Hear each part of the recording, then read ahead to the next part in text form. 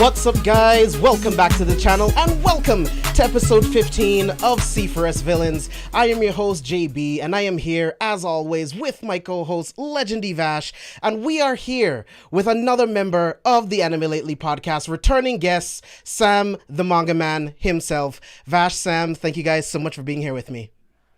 Oh, thank you for having me, man. Vash right now is like mute. I forgot to unmute myself. But yeah, it's a pleasure to be here, back home, not on the set or not for my camera. It's fine to finally be home in a comfort zone where I can actually feel comfortable at the same time and actually be here with James on a full episode, not half an episode or a quarter of an episode. So feels not to be back. And I like what James did with the new intro starting soon. It looked amazing. I'm like, damn, I missed a couple things. Yeah, I was literally working on that today. I was like, you know what?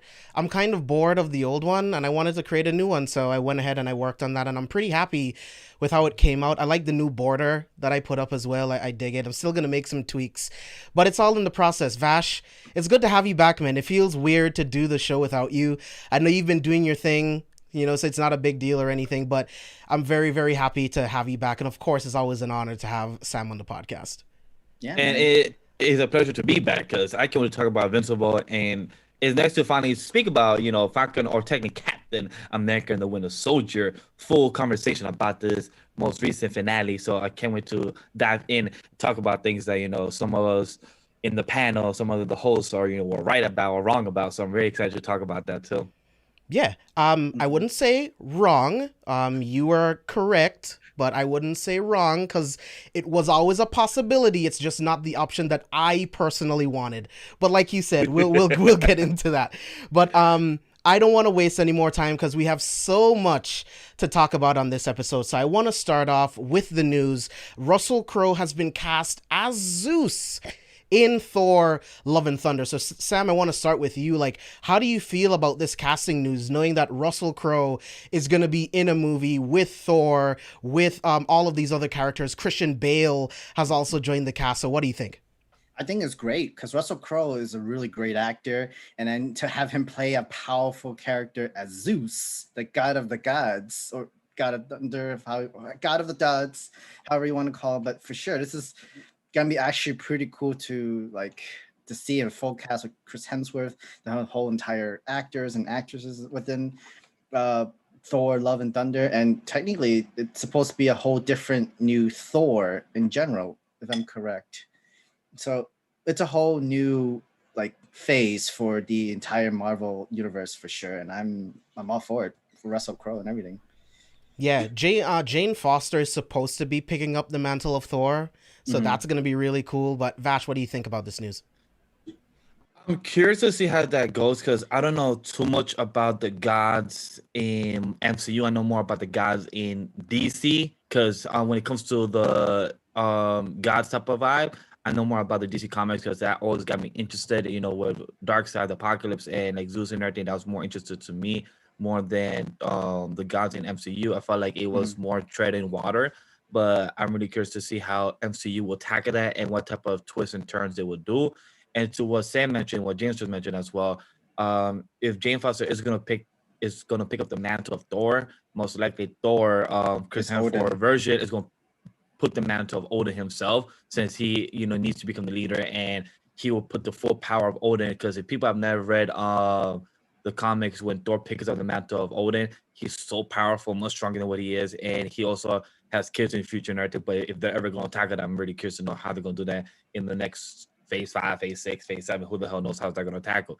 But I'm really curious to know how they're going to be. And pretty props for other talented actors and actresses going to finally join more comic book movies, where it's now like, oh, weird, like comic book movies, like I don't know if that's gonna look at my resume. Like now, like to see, like James mentioned, Christian Bale and everybody's gonna start joining. It's like, oh shit, now like people, oh, we should do this. You know, it's very good for a resume, and it's good to experiment. So I really love that too. Yeah, I love that these big actors are finally like adopting, like getting into comic book movies. Like even Robert Redford in The Winter Soldier, like that's something I never thought I would see. But they understand like these are really, really amazing stories.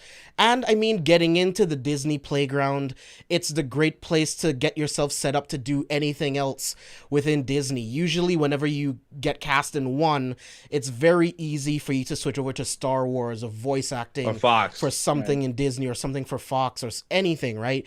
Once you get under that Disney umbrella, you're pretty much set.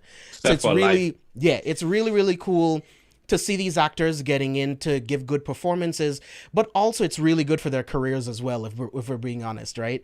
So I'm really, really excited for this Russell Crowe news. It's going to be very interesting to see Thor, 2 versions of Thor and Zeus. So that's going to be really, really interesting to see how they bring Zeus into this. Next piece of news, Emilia Clarke and Olivia Colman have joined the cast of Secret Invasion. So this has the potential to be really interesting. Olivia Colman is an amazing Oscar-winning actress. She's on The Crown. She got an Oscar win for The Favorite, which I think was a great film. She's a great actress. Emilia Clarke, I don't think she's that great, if I'm being honest. Like, she's okay. Like, she really cemented herself in that role on Game of Thrones. But I personally haven't seen her do anything else that makes me think she's a good actress. But if Kevin Feige and the casting directors decided that she was right to join this project, I'm done with it. In Feige, we trust. So, Vash, what do you think about this news? I don't know too much more of these actresses. I know about the roles, like just mentioned about Game of Thrones and everything. I still haven't seen Game of Thrones. Will I ever? Who the hell knows? But I don't know too much of these series. I mean, too much of these actresses and the role. So overall, I'm excited for Secret Invasion because what they're setting up with the small Easter eggs with WandaVision, with Captain America and the Winter Soldier and other said characters, and building up for the next generation. I'm really curious to know what Secret Invasion is going to be, because in the comics, that run was freaking awesome. The whole Doctor Doom and stuff. So are they going to incorporate Doctor Doom in that realm as well? So I'm really curious to know what they're going to do, twists and turns for it. But for these actors to join, I'm like, hey, cool. I don't know too much about you guys. Yeah, I think Secret Invasion is going to be very interesting and very much like the comics in terms of like the basic storyline, right? Because we've already got bits and pieces of that in Far From Home, where Talos was already talking about someone being replaced or Skrulls like infiltrating different organizations in the government. So that's going to be cool. Sam, what are your thoughts? I mean, these actors are like, yeah, it's great that they're coming into the like Disney. We just said it, like once you're in the umbrella, you're kind of set for life. Especially with usually like Disney, they actually give you like a couple more, like, let's see how you are with this performance next, more movies, more shows to do. And if they actually trust you enough where at least one big show is enough for you to join their umbrella, that's actually impressive. Like not many actors and actresses like get that one shot in one movie and then continue on to like, we love you, we love your acting, it's everything that you need to be, come join the umbrella, you're set for life. And now that opens up more opportunities for future Marvel Universe movies and with other networks that wants you more. But I think that's also from the HBO umbrella, so, from Game of Thrones. Yeah. Yeah, man, I'm very excited for this news as well. James Gunn has officially finished the script for the Guardians of the Galaxy holiday special. It's going to be an animated TV series, so that should definitely be interesting. The Guardians of the Galaxy animated show was a lot of fun. much It like a lot of was. shows in that series. Like, what was it? Hulk and the Agents of Smash. That one was That really was good as fun. well. Yeah. So I'm very excited to see what James Gunn is going to do with this holiday special.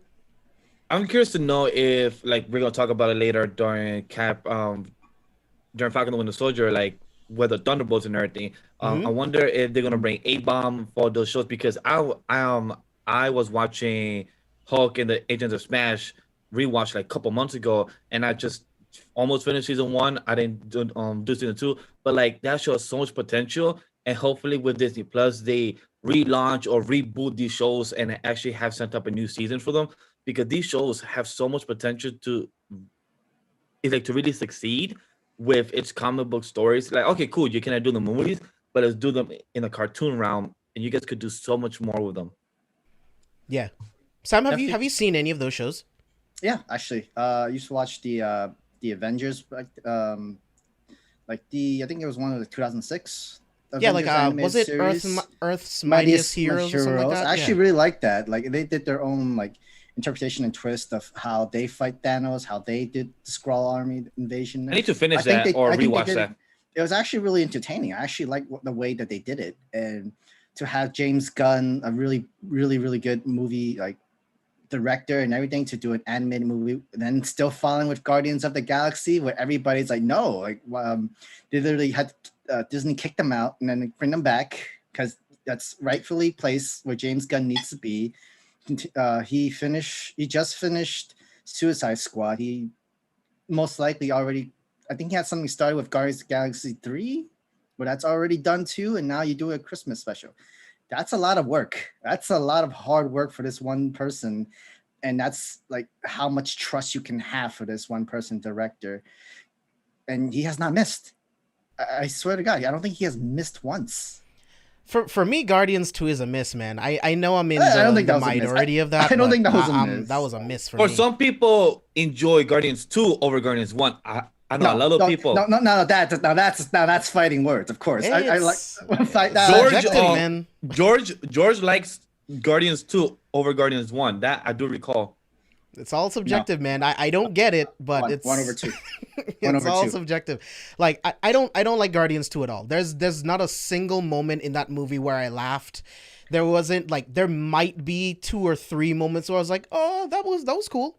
That was it. Like I never need to see Guardians 2 ever again. I gain nothing by watching that movie ever again. But I know I'm in the minority.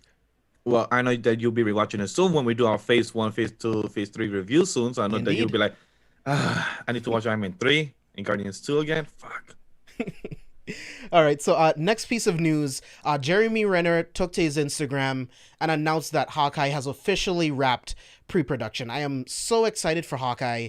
I'm so excited to see Haley Steinfeld as Kate Bishop and to see where his story goes after this. Like, how does he atone for everything that he did while he was Ronin, right? Like, how does his wife feel about him killing in their name? These are all things that I'm very curious to find out in the Hawkeye series.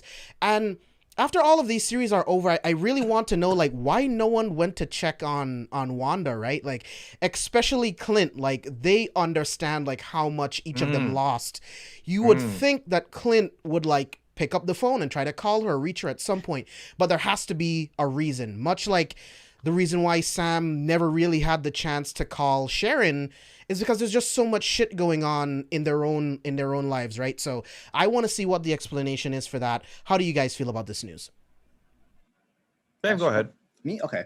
So I feel like with Hawkeye, like with all the Disney series, it's actually been really successful so far with WandaVision, Falcon and Winter Soldier. I'm actually really well entertained to watch these series, and I'm okay tuning in every single week to watch it too, because it gets me it gives me something to look forward to every single week to go through to watch. And like it's every episode, it's literally like movie quality episodes. And like how does that get any better? It's literally separating a 4-hour movie into an 8 series shows for every 30 to 40 minutes each, and it works out. It works out great, if you ask me. Of course, you could just sit there, binge the entire series if you wanted to, but at the same time, most of these needs a lot of time, a lot of work, a lot of effort to do like everything to the entire parts in general, which is really nice to have it filmed separately. And they're like they finished filming this around the same time before before they have it out and everything. The choreographies they have to do, the CGI that needs to be done, the sound effects that needs to be put into it, the entire script. A lot of these takes a lot of time, and I feel like when it comes to being a series, there's a lot more. They give everybody more time and more room to breathe, so that they can like breathe, film, rest a little bit, and then continue on to move on instead of have everything tightened in the schedule and like there's gonna be something that's wrong or there's something that people can nitpick everything out. But like everything can be nitpicked, but I feel like within the series, like it's much more there's more breathing room for the film directors, actors, and for the viewers and watchers where like, okay, I can rest a little bit, pick it up, rest a little bit, pick it up. I feel like it's a good pacing right now with Disney Plus is what they're doing.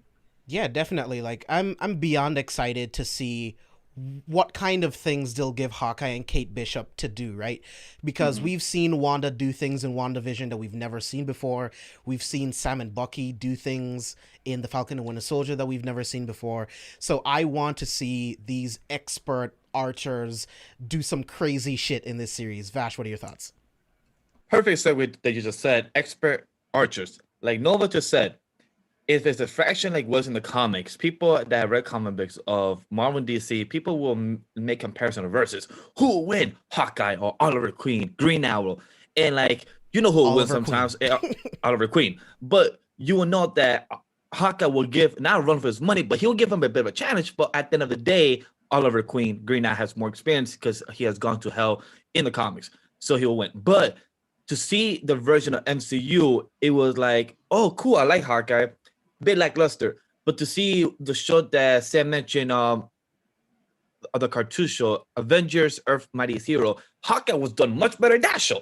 So to see that show in MCU where he just makes small puns and then he just does like little quick nice shots, it's like okay, cool, but there's more to that character. There's more skills to that character. So to know that him and Black Widow has taken a Hydra, has gone infiltrated a lot of things in the comics and in the runs in the cartoons, to know that we're finally getting a TV show. I'm hella excited to see what is it going to bring in Kate Bishop as well, because they had some really good runs in the comics. So to see that come to fruition and on screen, like Sam mentioned, good 8 episodes, a good 25-minute to 40-minute type of screen time. I'm excited to see that because there's more to Hawkeye than what we have seen in the MCU. So like we've seen on Wanda, like we've seen on Falcon, and we have seen our boy Bucky that we'll talk about much later. But I'm very excited to see Hawkeye because he was one of my favorite characters in the comics. Not like top tier, but out of the Avengers squad, he is one of my favorites. So I'm very excited to see that. Yeah, same. Very, very excited. Like Hawkeye has so many like trick arrows, and we got to see like a glimpse of that in the first Avengers movie, in like Age of Ultron, Civil War, and stuff. But I want to see more, right? I want to see more of that kind of stuff, and I think they're gonna kill it with this Hawkeye series. So let's move on, and I want to talk about the Captain America 4 news that dropped today. I thought that was such a cool thing for them to do. I always thought that they would have announced a sequel series, but to hear that we're going to get a Captain America 4, now, no casting has been announced as of yet, but I mean, we all know who the new Captain America is, who is going to be the Captain America in this movie. So I am beyond ecstatic that Anthony Mackie and Sebastian Stan got to do this series, and now they'll get to be in a movie to carry on the story of Captain America within the movie side of the MCU. So, Sam, what are your thoughts on this news? I mean, it's really exciting, honestly. Like, literally a whole different change into the entire world. And I actually love how Disney and Marvel are doing, where it's connecting to the world, to real life, and to real like situation that's happening. And I don't want to go into more because we're gonna go into an entire review for Falcon and Winter Soldier. But literally, it's fantastic. We saw the suit, we see what it can do a little bit, and now we're gonna get a movie, and we're gonna really see how much Sam can actually be. How much he can be in Captain America, because in the comics he's actually pretty ruthless. He's actually pretty badass in the comics as Captain America. I actually I forgot which series it was, but I think Hulk was on his side. He literally smacked Hulk, be like, "Bro," and like Hulk was like didn't do nothing to him. Instead of like he was gonna like get angry and to punch him. No, he expects him enough where he doesn't want to like punch him. And it's like, oh, Yeah. okay, Mr. Badass over here. Yeah, I'm really excited, man. The Sam Wilson Captain America run was really really good in my eyes. And as a black man, like it was really important to get that representation like that, especially for me. I've always been such a huge like Steve Rogers fan, and then of course knowing about Isaiah Bradley but not ever getting Isaiah Bradley in like the main storyline of comics. Seeing Sam Wilson become Captain America was huge for me. In the comics, Sam has a genius level intellect and all of these different things. Like I absolutely love his character, and I can't wait to see what they're going to do in this movie. I hope they still get a sequel TV series. I think that would be amazing. Just give me more of Captain America and the Winter Soldier. But Vash, what are your thoughts on this news? So my thoughts for this is exactly what you said. I hope we see Sam more into his character of his whole intelligence as well, because we saw in his like the first 3 episodes where while he was fixing his wings and everything, and like he said, "Don't touch my wings. I know what I'm doing right there." So I hope we see more of that, because like Sam mentioned in the comics, we also have seen Sam, improve his wings, improve his technology. Like he's not like a super, like a super, like a super genius, but he knows his skills. He knows his stuff in the mechanical He's an engineering engineer. department. So I love that, and I hope to see that more. And for the news of Captain America 4, I would prefer a sequel to the show. That's what I would have preferred to see, like another 6 episodes or Like another a 8 episodes. season 2. Yeah, like a season 2. But to see a sequel to like another trilogy, perhaps that would be pretty cool too. I don't mind, but I would have liked to see some type of sequel to the season more. But overall, I'm ecstatic, and they deserve this. They have been doing a fantastic job, and I can't wait to see what they bring to the table. And are I'd rather hold my other thoughts to the next to the review, because I was about to say, is Sharon Carter going to be the main villain? But that's for the conversation later. Yeah. Like Nova's saying, like I also would like to see an Isaiah Bradley like prequel Disney Plus series. I think that would be amazing, man. Like 5, 6 Oh, that's episodes beautiful. of just what Isaiah Bradley had to go through in the early 50s to see him against Bucky in the 1950s. I think that would be absolutely insane to watch Isaiah Bradley versus the Winter Soldier in that moment. I think that would be great. I think they would only benefit from doing that, because you're also spreading out the story. You're going back to a time in history that the MCU hasn't touched just yet. So I think that would be really really interesting. Last piece of news before we get into our Invincible review is our Shang-Chi first official trailer review. Vash, go first. Let me know what were your thoughts on the trailer. No, honestly, I want Sam to go first, because he's in that department. I want him. I want his opinion to be more spoken first. So Sam, I want you to go first. So first of all, it's always great to have more Asian representation in movies and in Marvel movies. And right now, this is huge for the Asian community for sure. And like we know, like there's a huge population of us, but we need more support for that. There's so much that we can do. There's so much great actors and actresses. So many comedians that are great actors and actresses as well. That watching Shang-Chi, the trailer that's for it, I am all for it. I am so glad for representation, and I do not believe that it's Disney's way of getting with China to have more viewers. And like, no, it's not just that. It's literally more representations of people out, Asian Americans, Asians community outside the entire world, within outside of China, because we know we have great talent in us. Even if it's not Chinese, it's also Korean. We have Korean movies. We had Parasite winning like the movie of the year. Best picture, bro. And Yep. like we have the talent, we have the skills. It just feels so great that we are being shown, we are being represented, and I'm all for and ready for this trailer, like for this entire movie right now for Shang-Chi. And you know me, I'm Yeah, for it. yeah. Shang-Chi was is like still like one of my most anticipated movies for the rest of the year. Like I cannot wait for Shang-Chi. Like the moment that I found out we were actually going to get the real 10 rings, I was beyond excited. The cinematography in this trailer alone is absolutely gorgeous. The fight sequences, that bus scene, we only saw a couple seconds, but you can already tell that that bus sequence is going to be absolutely insane.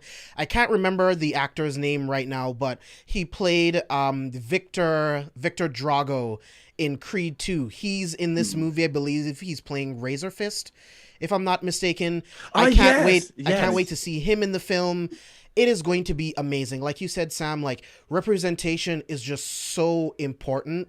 And Shang-Chi is going to be filled with a bunch of amazing Asian actors and actresses. And I can't wait, bro. I was blown away again by the cinematography, by the fight choreography, just the little glimpse of the score that we get into the trailer. And we get a sense of what the main character is going to be going throughout the film. So I am beyond excited for this. Vash, what are your thoughts? So, quick two questions. Before I give my full thoughts for you guys, I want to ask you guys, the panel, and also the chat. How do you feel, A, that instead of the 10 rings, they're like 10 bracelets for 5 here, 5 here. So, how do you feel about that? Two, they changed the storyline in the MCU where Shang-Chi's father is not the same one from the comics. His father is actually the Mandarin. How do you guys feel about that? I mean, like we already knew there's going to have to be some changes in different adaptations of Shang-Chi in the first place. But to literally have it in the big screen of movies and live action, it's like, we got it. It's coming. And it actually works. However they do it, we trust Kevin Feige. Like, I'm okay with it, with the whole 5 rings in there, but it's all like in execution. Okay. It's all about the execution. James? Yeah, I mean, I don't mind it at all, right? I mean, the MCU has changed so many things from the comics. You know what I mean? Like Civil War was not like how it was in the comics. No, Definitely not. no. Secret Invasion is not going to be like it is in the comics. I know they're going to do a good job either way. I'm completely fine with them mixing things up and just changing things around so that they can fit better within the MCU. It doesn't change the comics. They still exist. I can go read them if I want to, you know what I mean? So I don't care that much. I just want them to be true to these characters as much as possible and just give us a good movie. That's all I want. Awesome. So my full thoughts about this is I'm hella fucking excited because people that don't know, Shang-Chi character was a story that involves like Bruce Lee. It was a story that back then it was a character like Bruce Lee of The Last Dragon. I think it was his movie, right? The one Bruce Lee was? One of them, yeah. Yeah, one of them. So that's Shang-Chi was a inspiration of, and to see it in the big screen. And when me and James and Chris did our top movies and shows, Shang-Chi was in my lowest.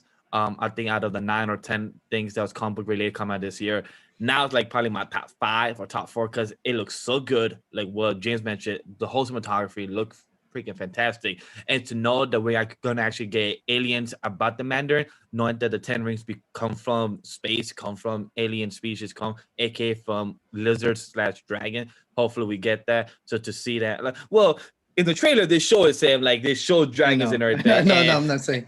and then from the comics they are from. So hopefully they put that back. So like they don't have to show the father and everything. And the whole cinematography between the flashback and the present looks so beautiful. The costume design showing the different like war going on. So I can't really see the full story of that.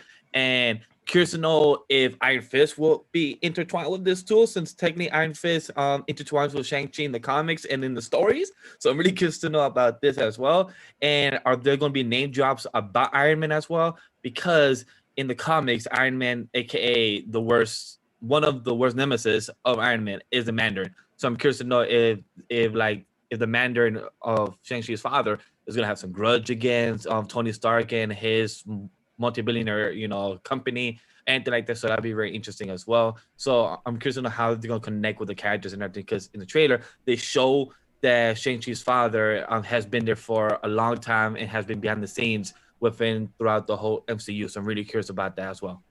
Yeah, I'm very curious. I'm very curious about how they're going to explain how that terrorist organization in Iron Man 3 was using the name the Ten Rings, because it has, in actuality it doesn't have anything to do with them. We're finally going to get the real Mandarin, the real Ten Rings in this movie, and that's what I'm looking forward to. So I don't really care for any references to Iron Man 3. I think Iron Man 3 is insignificant. Well, Like, most likely we're gonna see more of the type of continuation of the tattoos of the Ten Rings that we have seen throughout the whole MCU, of how some characters have that tattoo of Ten Rings. So most likely we're gonna see this in the film involving, like when people have tattoos, like hopefully we're gonna see a bit of that to have a bit of understanding. Like our boy John said, like maybe that's a interesting Iron Man 3 connection with the Ten Rings tattoo. Maybe that could somehow probably connect it. yeah, however they do it, I'm down for it, man. Just give it to me and I'll watch it. And if it's good, it's good. If I don't care for it, you will hear it right here on Villains. All right, so Definitely. let's move into our first main topic of the night. We will be talking about Invincible episode 7. This was a crazy episode. To say that things escalated quickly would be the biggest understatement of the year, bro. This movie was this episode was absolutely insane.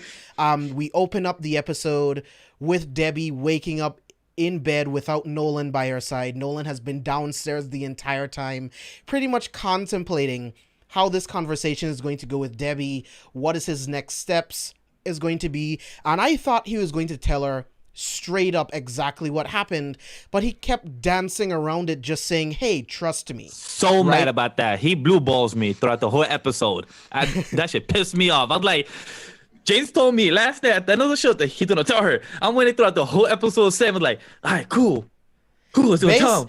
Based on the clip that I saw, that's what I assumed, right? But we can go through the episode, but I want to hear, like, Sam, I want to start with you. I want to hear some of your favorite moments from the episode. I know there has to be many, because this episode was insane. It was a lot. Like, first, it's like you keep having Nolan say we need to talk, yet there's so many action. He doesn't talk. It's like, bro, are you even listening? Are you even understanding what talk? You know the definition of talk is at this point, and you literally have like him going destruction. He just needed to cool down after not telling Debbie, I needed you to trust me, after lying to her and doing the action, and still keeping secrets and still asking her to trust him. What kind of husband is this? What kind of like man is this where you have to lie to your wife? Not a human, man. Not really, not human. Have to keep trusting me, and I can protect that, and everything will be okay. We don't even know if everything's okay. You're killing everybody. It seems like it's so like the secret that you've holding on for so long, where like you have to kill everybody, and that's because I can't help it. I had no choice but to, but I was not controlled. Like, dude, talk. Say something. You either tell your wife or you tell your son. But the entire episode, it's like it was all literally to buy time, to literally take him down. Let's see what take him down. The hammer. Let's drop the hammer at him. You have a whole entire satellite, like literally charging up and like blasting him. Honestly, I was not shocked about that. I was like, hey, if this is comic book and my dude has a hologram and shit, I'm hey. If the Justice League, if Marvel could have a satellite, if Dark Horse could have a satellite, like I've read some comics, dude, of course, the joke is like the $400 billion. That's for a crazy nosebleed. I was like, right, right. I'm like, what? Damn. The animation on that explosion was insane. I lost my shit. Because Nolan saw it coming before it hits, and then you just see the beam, the railgun just hits it. You like, oh my God. wouldn't dare. You wouldn't dare. Oh, man, that was sick. So good. Throw more. Let me throw the Japanese monster. Like, no, we took about his pain cells. We dosed him up. We drugged him up and everything. And yeah, he's very pissed as we did that. And he's blaming you for this. So it's like, Sam, that's a fucking kaiju. Just call it what it is. That's a kaiju. I'm like, oh, that's just a monster. I'm like, just call it what the fucking is, guys. Just a kaiju. That's literally a monster. That's literally a kaiju. That's been super drugged. Yeah, I felt so bad for that monster. Like that monster was whipping his ass, but at the same time, his son is so stupid. But wow. And like, I mean, like, I think the first useless parts was to have the invisible like soldiers and guards try to shoot him, even though he's like he's like almost invincible. They had to at least try to blind him or anything. But Rip to Donald. I was so man. sad that he passed, and then his last words like his last words were It was an honor. it was to an honor serve to you. serve you. Yeah, It was an honor to serve you. I was like, damn, like I didn't want Don to die because like he was such a good character, but like so simple. But he was such a good soldier. He was the Coulson. He was the Coulson to this universe. Oh, yeah, right. Yeah, that's good. He was the Coulson. Yeah, I thought that was obvious. So that means a white guy is Nick Fury. Basically, yeah. Oh yeah, for sure. For sure. I see it now definitely Nick Fury. You didn't see it? I saw it, obviously. I know, I see it now that you bring it up because the suit, the glasses, and everything. Yeah, literally. Because even Caesar, he said that I hate myself too, and Nick Fury in the comics and in the MCU have said that like I hate myself too. This is my job. I'm like, shit, damn, you're right. Fuck. Nova hits such a great point right now. Like you can see the difference between Mark and Nolan. Like Mark, even though the kaiju was way stronger than him, chose to find a way to subdue the kaiju versus Nolan just trying to kill and then just brutally murdering Immortal again. This dude cannot catch a break, dude. Oh my god, that was amazing. So what's insane that I also picked up that the Immortal was also the Vandal Savage, but a superhero in this universe world kind of thing too. Kind of, yeah. So that means Immortal's not technically dead because he could technically come back to life, right? If you basically, just I think he could. Yeah, I think he could just like, I guess heal. He's like. I mean, the twins can do it. I feel like the twins would be able to bring him back if they tried, just like they did the first time. Because I mean, I think he has the name Immortal because like when he was being revived, we saw those flashbacks, right? So that was them telling us that he's been alive for centuries. So we know he doesn't age or anything, but he can be killed, much like a lot of other immortals, right? Like vampires are immortal, but they can be killed, right? Mm-hmm. So I don't think he'll be able to regenerate and come back, if you will, but the twins definitely have the technology to do something like that. Would you put more in the Lobo or more in the Vandal Savage side? Because I see more in the Vandal Savage side. Vandal Savage a lot. Yeah, if I had to make a reference to like another comic book character, I would say more of Vandal Savage. Because literally, like even though like he didn't know how to bring him back to life, even though they stapled up his neck and then just automatically like heals and regenerates, and it's like, let me do this. Boom. It's like, what the hell are you doing? Like, you know, Frankenstein. I'm like, I guess it works. I was like, 1, that was lightning. 2, that was from the movie. 3, this is not how it's supposed to. I know, but at least it feels good, which I understand. It's like literally villains like beating up a hero, dead body kind of thing. But also, it's kind of the same thing when you talk to an IT guy, like, did you hit it or did you try to smack it to make it work? And like my dude was literally like trying to cheat ass at me. She like, yeah, just fucking work, freaking dude. I felt like it's the equivalent of CPR right there. It's literally pump his heart. Definitely. Yeah, get the blood flowing. Wake up, dude. And automatically is like, where is it? Like, no, my dude was mad because my dude literally got beat up, got his head cut off. Like I understand why the man Immortal was pissed off. He said, I'm gonna go beat up Omni-Man, but now he got his ass whipped Omni-Man and again. But what's crazy, like Omni-Man did not give a fuck because he literally did it in front of his son. Yeah, all he cared about was trying to save Mark. Yo, but before we continue on the ending, I do want to go back to the beginning because there's a couple things I want to talk about the robot and about we have lots to talk about. About ex-girlfriend Amber. Because can we just focus on Amber real quick since that's a smaller conversation? Okay. So for sure, yeah, I was actually gonna segue into talking about Amber. If you don't mind, if I go first, real quick. Go ahead. I hate Amber now. I hate her. I absolutely hate her. I hope she dies, and I don't care what happens to her ever. I don't care. Right? You're telling me you've known for weeks that he was invincible, and you're still giving him shit? It's like, bitch, I've only known you for 5 months. Why the fuck would I tell you my secret identity? I've only known you for 5 months. I don't know if I can trust you. Like, no judgment, but people who get married after like 6-7 months, I think you're weird. Right? Like, do your thing. 6 months is not long enough to know someone to tie the rest of your life to them. right? I've known you for 5 months and I should tell you my secret identity. On top of that, if anyone knows that you're my girlfriend, they'll hurt you to try to get to me. I was trying to protect you. Stop being an immature child thinking that this is just about you. There's a bunch of other people's lives that are at stake if I tell you my secret identity. She's an immature idiot and I hate her. So to add to that, that also pisses me off because if we remember correctly, what was the reason that she got interested in Mark? Just because Mark got beat up for her.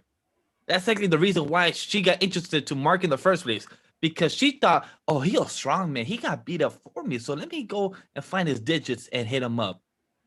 And when she treated like what James said perfectly, her being a little annoying bitch about it, like, oh, you just never told me a secret. I'm like, bitch, I'm a superhero. What do you expect to be? Like Spider-Man, Superman, we don't tell our ladies until like another 5 years of going hell, spending late nights, never seeing the bitch until 3 weeks later, being in pain and everything. So to find out that this girl Amber knew it and still treated it like it was nothing, I'm like, girl, you stupid. And from what I heard from the past day about it is that they treated her more underwhelming in the cartoon, more like in the comics she's a better version, but people say that she's mostly the same. I'm like, you're still mostly the same, so you didn't really improve. You just mostly kind of suck then. So it's like, Amber, you kind of suck as a girlfriend then. It is not really Mark's fault. And also, he's learning on the go what is a girlfriend and also as a hero. So you're not really being supportive about his hero job or his hero life. You're just technically being a dick to him. On top of that, right, when in the last episode, when they were at the university,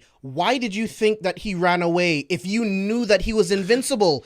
You saw him there and he protected everyone. He is exactly the type of man that you want him to be. Brave, kind, thoughtful. He's exactly what you want. Why are you being such a bitch? Like, dude, it pissed me off to no end. I'm like, wait, so you knew the entire time and you're still pissed at me? I have the opportunity to save lives and you're pissed at me because I'm a couple minutes late for dates? You expect me to show up to a dinner with me knowing that hundreds of people are going to die if I'm not there? You're okay with that? That is not a good person. Yes, she's just a teenage girl, but you are not a good person. Hopefully, she grows up and she sees the error of her ways and she becomes a better person and a better woman. But as of right now, I cannot stand Amber. With all of this information, it really, really pisses me off that she would still act this way. I will hate, Sam, sorry, one last thing for me to add to what James and me ran here is, I would hate with passion if Mark goes out with Eve, they have a life and everything, and if Amber starts to swingle her back way into Mark's life and Mark's cheats on Eve to go back to Amber, if he does this, I'm gonna be so hell excited. Like, you already have an awesome, positive, cheerful girl that wants to save the world in her respectful type of way, in her mindset that she actually wants to save people's life, and you go back to Amber in somewhere or some type of capacity. Guys, by the way, I don't read the series, so this is just a full speculation and thought about it. But if he does that, I'm gonna be so mad about that. Like, really, Mark? I get it. What it is, you gotta have your pants wet and everything, and girl looks good and everything. I get it, but come on, like, Eve is so totally the better girl here and everything. Like, girl, went out of her way. Girl lives in a treehouse. She technically has a whole name of kids next door name on her. You can't go wrong from that. Sam, what are your thoughts on this, man? Sorry, that lost me. Like, what? That last part lost me. But for sure, Amber. Codename Kid Next Door. That's what I was going for. Codename Kid Next Door. I just drew blank. I know what you're trying to, but okay. So first, Amber was spoiled. If you knew all along, and if you know superheroes have their own responsibilities to save lives, why are you still giving him shit? Like, I don't get it. Like, he's, like James said, he is doing everything he can. He's still a hero in training. He got his powers late. He's still like discovering more of how much he can do as half human, half Zentonite.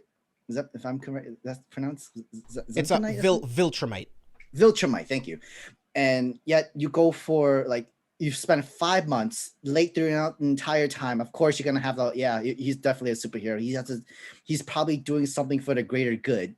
If you don't understand where greater good means, you have to save lives, go to another planet, save a spaceship, do all the superhero stuff, like, then you're not right for this relationship. If you didn't think this is what you expected when you're dating a superhero or married into a superhero family kind of thing or anything that sort of way, you just want like regular life, regular people, or someone weaker than you that she feels like she could stand up for the guy and for the person and stuff, because she's not after strong people. I get it. You're not after the jock, but Mark wasn't really a jock. He played a victim. He's just being a teenager. He's trying to have a normal life while trying to balance out the superhero life and everything. It's literally so much to balance for a teenage boy. And yet you have your own stuff to balance out for your own life and stuff like that. I get relationships are not easy. It's even when you're young, even when you're much older, it's never easy. But then like it's a whole different game, ballpark game when you dating a superhero who has superhero responsibilities. Mark was willing to just give it up. I don't want to be a superhero anymore. Can I just have a regular teenage life? No, you cannot, sir. No, you cannot, good sir. You have all these powers. You have to use your spot, be responsible, save lives, use this power. You said your name was Invincible. Live up to your name as Invincible, where you're standing in front of a whole bullet, a cannon blast, whatever missile that's shooting at you. Protect people that's behind you. And just be in front of the bullet, because that's what's the gift you have. That's the abilities you have. That's your strength. Now like you can't stop being a hero. You have no choice but to continue on. Yeah, And, like Vin, I hear you, dude, but it's like, what was he supposed to do? He's only known her for 5 months. That is not long enough to give away your secret identity. Again, there's implications to people knowing your secret identity. People could kidnap her, murder her just to get to Mark. People could kidnap her, torture her to try to get information about Mark, about Omni-Man. If she knows, then someone else could find out that Debbie knows. There's so many implications to people knowing his secret identity. Superheroes have been around forever. She should have the smarts. She should be empathetic to at least try to understand where Mark is coming from. I get that her problem is him lying, but be empathetic, understand where he's coming from, instead of just bitching the entire time. Like us as men also have to see the value in ourselves. Just because she's hot doesn't mean that you have to sit there and be a fucking idiot and just bend to her whims. There's too many women, bro. Cancel this bitch like Nino and move on to Eve. Period. I'm so done with Amber, bro. To add to that as well, Chad was saying if William found out in a millisecond, I'm like, okay, guys, you have to understand. For example, if me and Sam have known each other for 5 years already, and if I became a superhero and I was lying to Sam for 6 months, but then I happened to save on this time, but yeah, sure. I know, but I'm saying but I happened to save somebody in front of Sam, but in my superhero outfit. Sam should figure it out because he has known me for 5 years. That, oh shit, that's Miguel, because that looks like him and everything. Obviously, William found out that's Mark because he has known him since childhood. So obviously, William knew that was Mark in a millisecond. And also, he was literally right in front of him the whole time. So, and also he was saving his boyfriend and everything. So it made total sense. Amber, if she knew that Mark was invincible, she could have approached her like, hey babe, I know you're late. So let me tell you why. And I'm gonna still dump you because I know you're invincible. But you lied to me that you were a superhero. So Mark should have just like, all right, cool. Since you know and you're still treating me like this, let me leave then. Because Amber as a character should have at least been more realistic and more sympathetic to know what the situation is. But her, she just kept forgiving him and like even William say, oh, my girlfriend just broke up. I'm like, no, man, your girlfriend broke up with you 2 months ago. You guys were just still hanging around. And I'm like, yeah, that's totally true. Mark, you should have realized that your girl, Amber, was dead at just having you around just to chill and everything. And you just kept hanging around with her. I was going to also add into, like, even if you did know, what would have been different? What would have changed? Mark would still need to be a superhero. He needs to, like, go save the day. The only thing that's easing him up is, like, at least she knows I don't have to think of an excuse for her or try to make up with her and all other stuff, that he puts in the efforts of being a boyfriend and try to hide everything from her. I get that, like, it's hard to keep that secret to people you trust. You try to trust in relationships and all other stuff.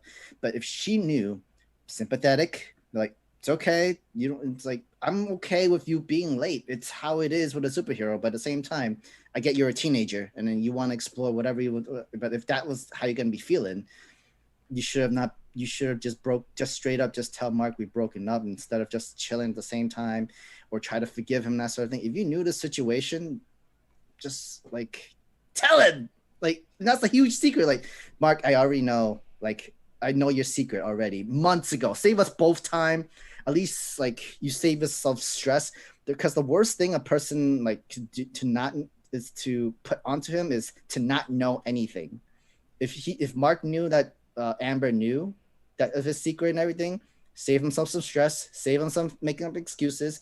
He gets more time to train and practice whatever he needs, and like whatever, if she supports him, like give him like, okay, you need to do what you do, train with your dad, protect the world, save the world, and we can hang out whatever we can. That's a supporting girlfriend. That's a supporting partner. And I don't think I've seen Amber once been a really supporting like relationship and part of it. Mark puts in the effort and Thank you. everything. And Amber didn't do anything at all. It's just to show, oh no, I do this volunteering, I do that, I do this, and like, so could you join me? Can I sign you up and all stuff like that? Like, yeah, sure. I'll try to make it in the time. He shows up. He's late, but he still shows up. It's better than like. Sorry, go for it. No. I was just gonna say it real quick. Like Vin, I'm with you, man. Like I'm with you, right? Like even if he decided to not tell her and somebody else found out and they kidnap her anyway, I get where you're coming from. My only issue is how pissed off she is at Mark. She's allowed to be pissed off because he lied to her day in and day out as far as what he was doing, but she seems like such a mature person that she should be big enough to at least understand why he kept those secrets from her. And she should be grown enough to say that we need to at least have a conversation to see if we want to continue this relationship. She should give him a chance instead of just canceling him for lying. I get it. I'm with you. I get that he was wrong for lying to her, but again, she should be more empathetic, more understanding to see why he didn't tell her. There's too much risk in anyone knowing his secret identity. He didn't even tell his best friend. You think just because he's inside you on Tuesdays that you deserve more information? No, Cap. I don't care, bro. I don't care. By the way, Chad, for the podcast as well, I'm loving this Amber slander for the fun of it. But last thing on my end about Amber and everything, and yeah, and then we'll move on to Robot. Yeah, to the whole superhero concept, Vin. I get what you're saying about the superhero type of secret identity. I get it. But you understand that this superhero identity concept has been going on since the 1900s storytelling. Spider-Man, Superman, Batman, in Dark Horse comics and everything.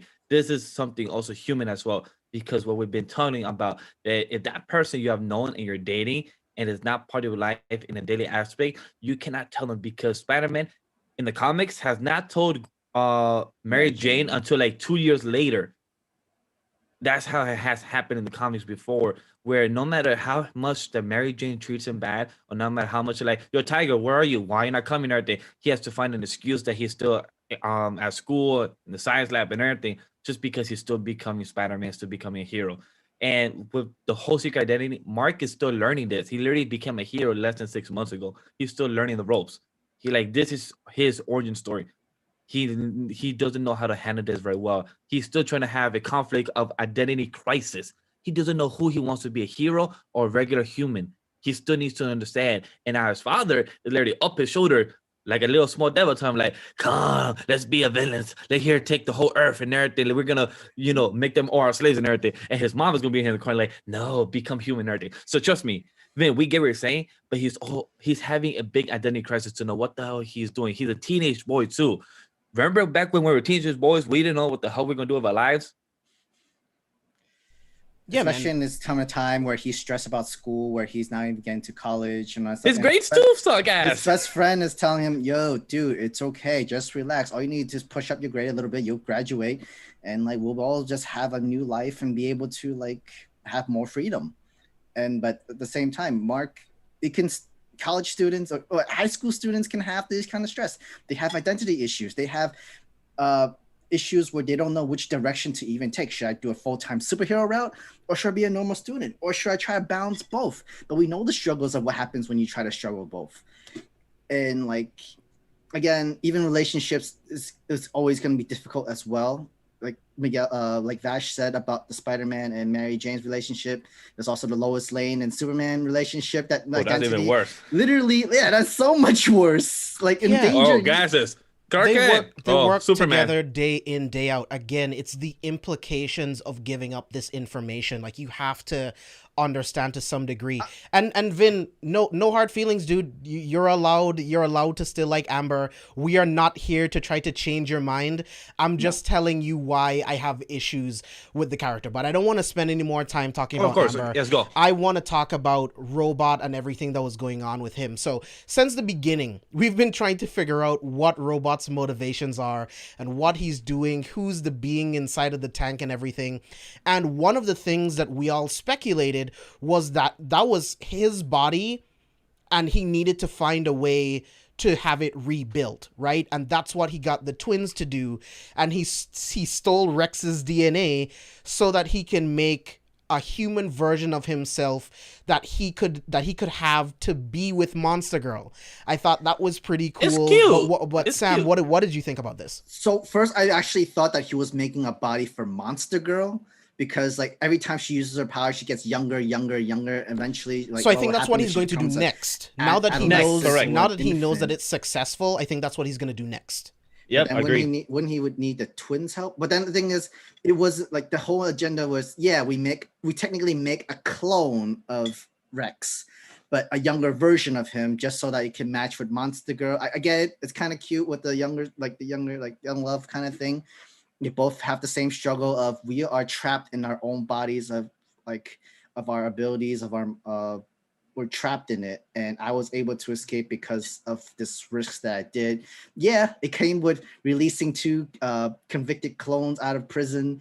Yeah, it kind of us may have to give you like a whole secret weapon to try to control the immortal superhero body guy. Yeah, like I had to do all these twists and turns, but it's all for a good cause so that I can have a body, which he was suffering in that pod. And he had to put all these securities, but then he was like a very intelligent, smart, dirty old man. I think he said. Yes. He was like a dirty old man. Yeah. Trapped in that body. He can't even breathe in air because the air is toxic only to 30. It's like his life just started. Technically, I'm like, he's officially, 30. his life just started. I'm like, shit, damn, he young. I'm like, 30, damn, you literally like a quarter of 100 there. Like, damn, my dude, you're young. But and bro, like between the age of like however he started, when he started turning into that until the age of 30, that's not even a life to live in. That's pain. That's suffering. And all he had was the neural like technologies where he's controlling robots. Like I thought that was really cool. That was badass and really cool. And how process where like he had multiple clones of robots and a giant one for him, like, in case for weaponry and stuff like that. He was so well prepared of everything. He thought out everything except for the whole Omni-Man doing a whole rampaging thing. Hey, everybody go back to the base. Oh crap, I didn't plan for that part. All right. Yeah. Let's retreat. Vin brings up a good point. Like, how will the transfer even be successful because of her curse, right? But I think it's all with how they manipulate the DNA, because I don't know, I don't read the comics or anything, but I can only assume that his name is Rudy. I can only assume that Rudy doesn't have Rex's powers, right? So maybe making the copy of Monster Girl will eliminate the curse because it's technically a new body. Or will the curse transfer into the new body? We have no idea, but I'm very interested to see him try, because because he did say that he wanted to try to save her. So if he can like put her in a completely different body, she would be able to beat the curse. Now, will she be able to beat the curse and keep her powers? That's a whole nother conversation. And tell me now, it was hella adorable at the end of the episode when Monster Girl grabbed his hand. I'm like, oh my god, that's so cute. Like, that's adorable. Like Like to me, I was hella cute. Like even though at first she was like, "I need some time to process this. Like this is a lot to handle." And then And that like episode, like, Rex "Hey, was the I'm only scared." one that was like, oh, am I the only one that's so conflicting that he's a younger body of Like me? he did my body. I had a fuck up childhood, and you telling me you took my body? And That then the nigga guy was fucking like, changed yeah, my more. I was like, yeah, you didn't really get his permission. Like, that's the problem that you took out of this. Like you're asking for consent, but nobody's bothered that he took my body, nobody else's, but he took my body. I'm like, I love it. Like, And then He his explained why. His explanation was Monster Girl had some kind of attraction towards Rex. No, he was interested in Rex. He didn't even Yeah, say I'm like, I mean, me Rex- interested to that? Rex No. isn't a bad looking guy, you know what I mean? So it made sense that he would see that and want to, you know, give her a companion that looks good. At least she knows she's that. 27, right? She said she was 27 years old, but she gets younger every single time. Yeah, I think she's 27, but now she's 17 now, I think is what. I think she's like 16 or 13, right? Some- Like, she's, Oh, and now something probably like that. not. She looks like 13, Yeah, that's true. 16. Yeah, now Because who back- knows? Yeah, because I think in the beginning when we first met her, I think episode 4 or 3 was, we found out that she was 16, 17. So probably now with her using it like another 5 more times, so probably she is like 13 or 14 now. So who knows? Like her, But- like with Monster Girl's powers, there's so much bad drawback. Every time she uses a power, she loses a week of her age, and like soon, eventually, like what happens, like when she becomes a 10-year-old adolescent, does her brain somehow like goes back into that pre-pubescent age where she's not gonna like start thinking of a full-on 27-year-old kid? Yeah, We don't know. man. Yeah. We don't know. Literally having the whole reverse Benjamin Button disease kind Yeah, of thing. I was like, oh. Chat even said it that would Monster Girl even want her powers if she transfers to a different body? Like, would she still want her to be a hero? Would she just want to be a regular civilian? That's also a good question as well. And also, Yeah. it's not going from one mind body to another. It's literally cloning your mind into together to have a clone where you both don't know who's the clone and who's the real original. But in this situation, like, I love that yeah. concept too. That was interesting when we found out about the twins, like for finding out that for our boy Rudy to know who's the real robot, who's the real Rudy. I love that concept that the twins explain. Like, you both know that you're the clone, but we don't want to know who's the real one because that makes a complication in Like, who's for all like we who's know, the the boss and original, everything. the original was already dead before we already know it, and we're just clones of clones, and that's something you don't want to think about. That's like That's a literally good the- point, I dude. love that concept. Because Like, that's beautiful. literally that's the that's twice from My Hero Academia. It's like identity crisis kind of thing. What if I'm Yeah. the clone kind of thing? Oh shit! Yeah, that's the sound mentality that you yeah, would you're need to right. have. What if the original was already dead for like he was the first one to die and eventually, and we're just clones of clones and copies? That's not something we can think of. As long as we have each other, we're fine. We'll both have the same mind, same track, same idea. And we can like just pretend that we'll fight each other saying, oh, I'm the original. No, I'm the original. Just let them have this kind of fight because it's better than living the reality what if we're both not even the original. That would be a whole different like problem in general. But in this situation, we already know that Rudy is the 30-year-old dying, like almost a Murdoch kind of looking. Yeah, kind of body. whatever defect he has.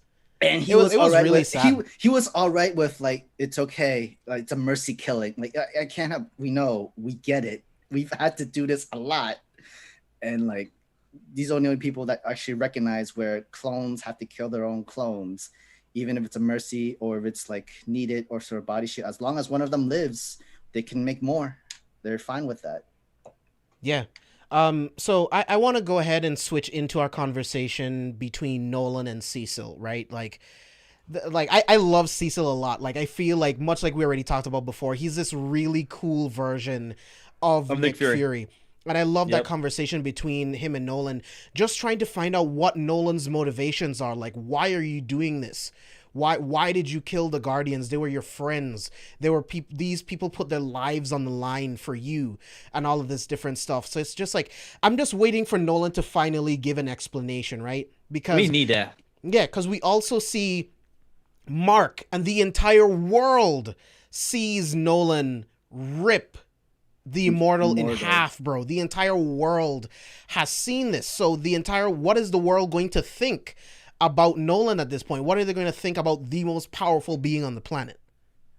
Like I feel like with Cecil, like why not just destroy his image, destroy the 20-year image to the public and people? But then again, what does that do? That would cause a What lot does that more do, Sam? Like, that how would do you cause stop more him? more problems in that sort of way. I get that. And then you literally see more the extent of Omni-Man where he's like Superman but without the laser eyes, because with Cecil teleporting back and forth where he can't even touch him or even like touch him. He grabbed his tie at the end. I was like, yo, I was hoping that Cecil better not die. I was watching with Sam last night. I was like, yo, Cecil better not die. Yo, Cecil better not die. Yo, Cecil better not die. And like, yo, once he got thrown back in the teleport and literally lost his time, like, oh shit, he was literally about to die. Yo, like, Omni-Man had no resort. He was literally out for blood. When he went to William, when he went to his car, like, yo, where the fuck is my son?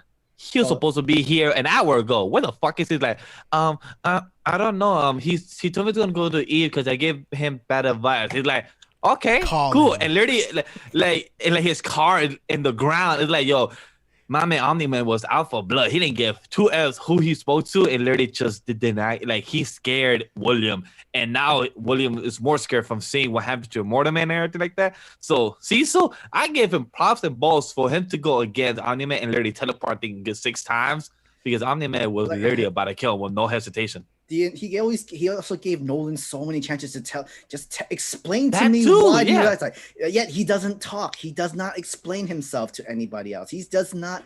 He give him so many chances. Like, I know I'm a good liar. I mean, but basically you hurt me and your wife, and he literally bring up, oh yeah, your wife have to find out this way. But does Mark know? Mm-hmm. What is Mark gonna know? What is Mark gonna do to you after you find like what's going on and stuff like this? Like literally like doing pressure, like pressing his buttons and making sure to buy time. Like, I know I'm a good liar, but you've been the better liar. You've been lying to the world for 20 years about what you were doing and everything, the entire world and stuff like that. It's cool. It's a great conversation that's really had, and that's why I know, like, it can compare Cecil with Nick Fury, because Nick Fury does the same thing too. If he needs to buy time. Like, oh, I know, I'm just doing what you're doing, and that's just buying time for me. Like, literally, the whole goal was, we need Mark. Like, we definitely need Mark to tell him the story of what's going on and everything. Like, literally, all that for Cecil to like, literally, like, we need to like. Can you portal him here? I can't without the watch. They're both not wearing the watch. I love that because it showed that his power is not OP. Like, he cannot just use it as freely as it is. So I love that, because at first, when me and James were first talking about it, like the first 5 episodes, we were like, oh, his power seems very broken. But knowing that it has those type of limitations, I love that. So that it has a limit of who he could teleport and how far he could go, and it's only himself that he could bring back and forth. Unless somebody else has a watch, he could bring them with him. So I love that type of limitations for it. Yeah, Chief, I'm with you. Like, I think he's definitely like attracted to Monster Girl because of their shared like complications with their lives. But I do think that he still also wants a companion, you know, and she's someone that can actually relate to him as well. So I actually do hope it all works out. And Red Force, I was just about to say the exact same thing. The balls on Cecil to go out there alone against Nolan, even with his teleportation powers. Nolan is so fucking fast. Like, if he caught you, even for a second, you're neck dead. Was snapped, you were dead. Right? And also, oh, man. props to Debbie, because she literally does not hold her tongue and say like, yo, Cecil, I never like you. You know? I never like you. She's like, and then he like, you know, I never liked myself too, so trust me. It's like we're on the same page. I was like, no, it's more like he because Cecil lied to her too, because he already knew what her husband done. And it's like, I know already. Again, you lied to me, like another person that knew the truth and lying to me, and that makes sense. Like, I know, I hate me too, but there's only one person that can really stop Omni-Man. Like, no, yes. We need Invincible. Like, damn, like these transitions is so good, but right. Like, So let's talk about that before we wrap this review, right? Eventually, we are going to get Invincible versus Omni-Man. It's inevitable that this fight has to happen. What the fuck, bro? Like, you think Mark's life is so complicated enough? Now you have to kill your own father, the greatest superhero that's in the world. You lied about being the greatest. You lied to the world. who was the greatest superhero in the world, and now you have to kill your own father, destroy everything that he's used to stand for, and everything. That's too much, man. That's too much, man, for a teenager. Or actually, not even for a teenager, it's for anybody else. Yeah, man, like how is he supposed to deal with that? Because Cecil brought it up, it's either in the last episode or the episode before that, is that Mark is very much a human kid, you know what I mean? Like, yes, he is a Viltrumite, but he grew up on Earth. He's very much human, and he's going to want to protect this planet. He will not join Nolan in trying to subjugate the planet or sell it, whatever the Viltrumites do with planets. You know what I mean? It's a dark market for it, for Earth. I was also going to add into, like, remember when I forgot which episode in the ending they were testing Mark's blood, and literally it was Invincible. It gives you the hints where they knew, like, yeah, Mark is probably the only person that can actually kill Omni-Man in his own power to actually stop not kill, maybe take down, or at least put down for at least an hour for them to kill. Because they can't even capture him. They can't capture him. They have no technology to even hold him or anything. They have nothing against them. He even said, like, when they had to kaiju teleport to both of them, like, no, stop. We can't actually help. I can't help them, because in case something happens where Mark joins his father in Omni-Man, we have nothing to stop them both. And if this kaiju can at least do something in effort to stop them, I mean, we need something to help protect the world. And I don't know what else to call them, but for lack of a better term, the undead robots. Oh yeah, like, that's what. How are they so fucking strong, bro? Like, how was he able to design them and make them so strong that they could keep up with Omni-Man? It's insane. So I love what Cecil said. Like, I hate to have to resort to this, but if I have to work with this man, I would rather him die. But for me to just stop the world from Omni-Man, I love how he was honest about it, because at least we know that Cecil has some type of morality, but he knows that he needs to cross the line as much as that it pains him that he needs to work with this man, because he hates this man from what happened last episode. So, and this man looks hella beat up, and this man was even scared from seeing how his robots were treated as undead, because my man, Omni-Man was just like, these robots were savages, like biting teeth, biting the cheek, biting the ear. And then I'm like, damn, y'all like dogs? Like, yeah, some they're savages out here. Nolan was actually a savage. He took one of the cameras and literally like put it within the guts of the soldiers just so like he pushed an entire rifle through a soldier's skull, and Debbie had to watch all of this. Oh yeah, that too. That was just that was the beginning episode when my man literally was just going, here, I'm gonna just.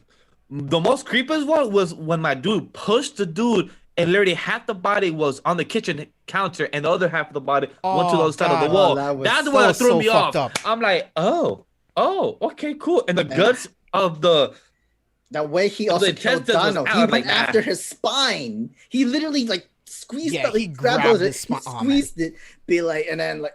It's like when Donald like, okay, I'm literally have to like bend down and stretch just to press this button. That's like the last effort for his last breath. It's literally all pain. Boom, just to press this button where it's just explosive. He's still alive. It's probably might be able to at least stop him for a few hours, or maybe not even touch him at all. Like literally just after he saw like, oh crap, no, not even a few seconds, not even an hour, is nothing to him. It's just how do you stop Omni-Man is the greatest threat is what they can hope for.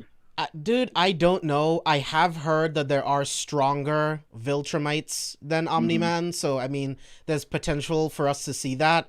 I think that it would be beneficial for Cecil to find a way to contact, what's his name, Battle Beast, I think, because maybe Battle Beast could go head-to-head with Omni-Man and take him out for the right price. Fight. I don't know, man. Like, Invincible, it's so good. These things can go so many different ways. Like, this series has completely subverted so many, like, comic book expectations. Like, I absolutely love this series. This is going to be crazy. Question. Do you think Eve will help Mark or be involved with that fight against Mark and his father next episode? Again, guys, we just all I feel like cartoons watchers. So, do you guys think that Eve would be in so much capacity inside or within the fight? I feel like Eve is Mark's kind of like the push inspiration, more of the push kind of thing too, because it's one thing to also like to have Mary Jane, but it's also another to where she's also has a superpower. She also has powers. She's trying to support you. She's trying to help you where you need to continue being a hero. You can't be a normal kid. And she's been saving the world more. Like she's been saving more people by herself than she did when she used to join the team. and like she even like goes a little bit more into her personal life where I don't even like being at home because there's such bad toxicity into it. I've tried. She's done everything she can to support Mark, even help training with superheroes and powers of your responsibilities of everything. I think like she is Mark's anchor, and like if something were to happen to Eve, Mark will go nuts. He will go crazy. He will have that boost to fight because we've seen his rage. We definitely seen his rage when he tried to fight the beast guy, Battle Beast, yeah. Battle Beast. And it's like, you're fucking gonna die. I'm gonna fucking kill you. It's like, oh, okay, Mark, come on, you got some oomph into you now. Finally. I'm curious about that because it like, for example, once like we know in the comics and everything, we know in some series that once, for example, Clark Kent has a son called Jonathan Kent, and he's half human and half Kryptonian. Sometimes in some alien or genes, when the hero gets an offspring, they sometimes become stronger. Like a Saiyan, like they say Gohan is much stronger than his father and everything, but that never came to light in in the whole series.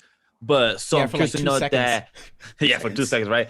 So I'm curious to know in this series, when you have a son as a Viltrumite, was that why Omni-Man was scared for his son to get his powers? Like, would his son, with half Viltrumite, half human, actually be stronger than Mark? Is what I'm curious to know. Like, would that be the possible? Less obstacle. Because, like, the first obstacle he tried to take care of was the Guardians. And, like, once he got that out of the way, he probably thought it would be much more easier afterwards. Because the only thing that he needed to worry about was Cecil and his entire like army and secret agents and weapons and that sort of thing. Afterwards, it's more like not like whatever he needed to do. He feels that without Guardians are gone. He even calls them weak. Like, you guys were just weak. Even though he got beat up, he got beat the hell out of that first episode. Yeah, but it took like 6 of them to do it though. Yeah, very true. So overall, for my last thoughts for this subject of review of episode 7, and can't wait to talk about episode 8 next week for the full review of the series overall. I am freaking excited for the next episode, and then to hear the final episode of episode 17 of C4SVillains, when James said that, yo, I read part of the book more, and wow, that's just fucking crazy. I'm like, oh yeah, of course you did. So I can't wait to see what the hell's going to be happening, and to see the difference of when James tells us about the comics and to what we watch, to see what's the difference, they change the storyline and everything. And can't wait to see where the cliffhanger is of the series, and hopefully they announce season 2 for the following year. And because Amazon Prime, please do not butcher this. Hopefully you know you have an audience. Hopefully you know that, hey guys, we got a lot of watchers for this. Let's bring back season 2 for the following year, because you will not butcher this, because 8 episodes, yeah, short, but I want more of you. So I can't wait for season 2 next year. Hopefully it happens. I'm just speaking this into existence, so it happens. Yeah. Sam, final thoughts? I definitely want another season for sure, because like you put so much effort to it. Honestly, I know the series is finished, so I guess what you could do is probably make a whole good, I'm gonna guess 4 or 5 seasons of story that you can put into this. That's a 3,000 because the books are thick. James can back this up. The condominiums 3,000 pages. So 3,000 pages. Yeah, I think each compendium is over 1,000 pages. So for one book. Maybe I'm thinking 6 seasons. 6 seasons. I mean, if they're gonna keep going with 8 episodes, then maybe, hopefully not. For sure, this entire story, this secret better be good. Honestly, like the Omni-Man's reason better be good, or else be very bad, where it's petty, where he's like just criminal just because he's a villain into this whole entire thing, or not like a petty kind of criminal, but almost like a whole, my planet has to do what it needs to do. I wasn't supposed to be here for long. If I don't do it, someone else would come and do it for me, is what I'm trying to get. That's what I'm trying to get at. Yeah, man, like, I just want to see where it goes. Like, as far as how Mark plays into it, I don't think he's afraid of what Mark can do. I think he was afraid of Mark getting his powers, because it gets to a point where it's either Mark joins him or he might have to kill his own son.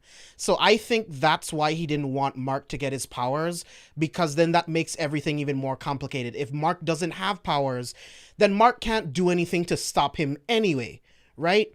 But since Mark does have his powers, it's either he's going to join him or he'll have to fight and kill his own son to complete his mission. But I'm just spitballing. I have no idea how it's going to play out. I can't wait to see the finale. Steve is actually in chat, and I would love to get Steve and Nox on for the Invincible finale, so stay tuned for that. But man, Invincible is incredible. I did not think that this series was going to be this good, if I'm being honest. I thought it was just going to be a super fun comic book TV show, and man, were my expectations completely changed once I saw the end of the first episode. Everything changed from that point on. It's been a blast. So I've been enjoying this to review with James week to week for the past couple of weeks already, and I can't wait for us to maybe review the first pandemic of 1,000 chapters, or maybe like the first half, and then maybe do the second half, because to review 1,000 chapters, that's something that, damn, that's like literally almost One Piece right there. Not chapters, chapters. Whoa, whoa, slow down, pages. I'm not rereading One Piece all over again. No. I don't mind rewatching One Piece more than reading, actually, but that's a whole different conversation. But damn, I've been enjoying this overall. Can't wait to talk about it next week with Nox and Steve and everything, and with whoever else comes on in the chat. So please let us know, whoever is watching and listening, to let us know your thoughts on the Twitter side and comment section down below. So what did you guys think about the show itself? I'm there. But James, let's go to the main topic number 2. Oh yeah, it is time, guys. It is time for main topic number 2, where we will be giving you our spoiler-filled breakdown of the Falcon and the Winter Soldier episode 6. This series has been another series that has completely subverted my expectations for what I thought it was going to be.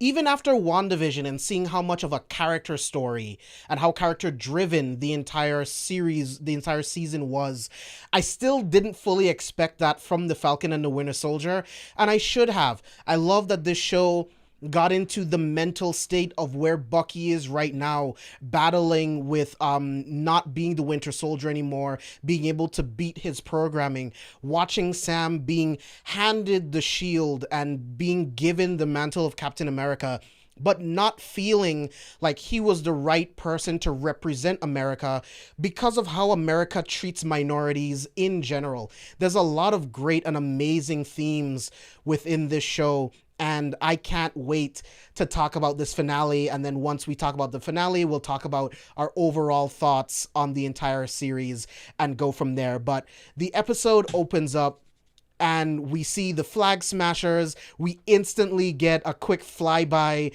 of Sam flying in his new suit, but we don't see it.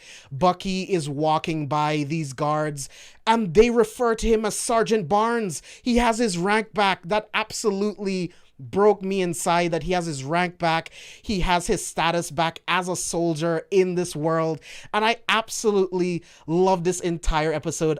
Sam, I kind of want to start with you, just talking about the beginning. How did you feel about that beginning portion when we got the reveal of the Captain America suit?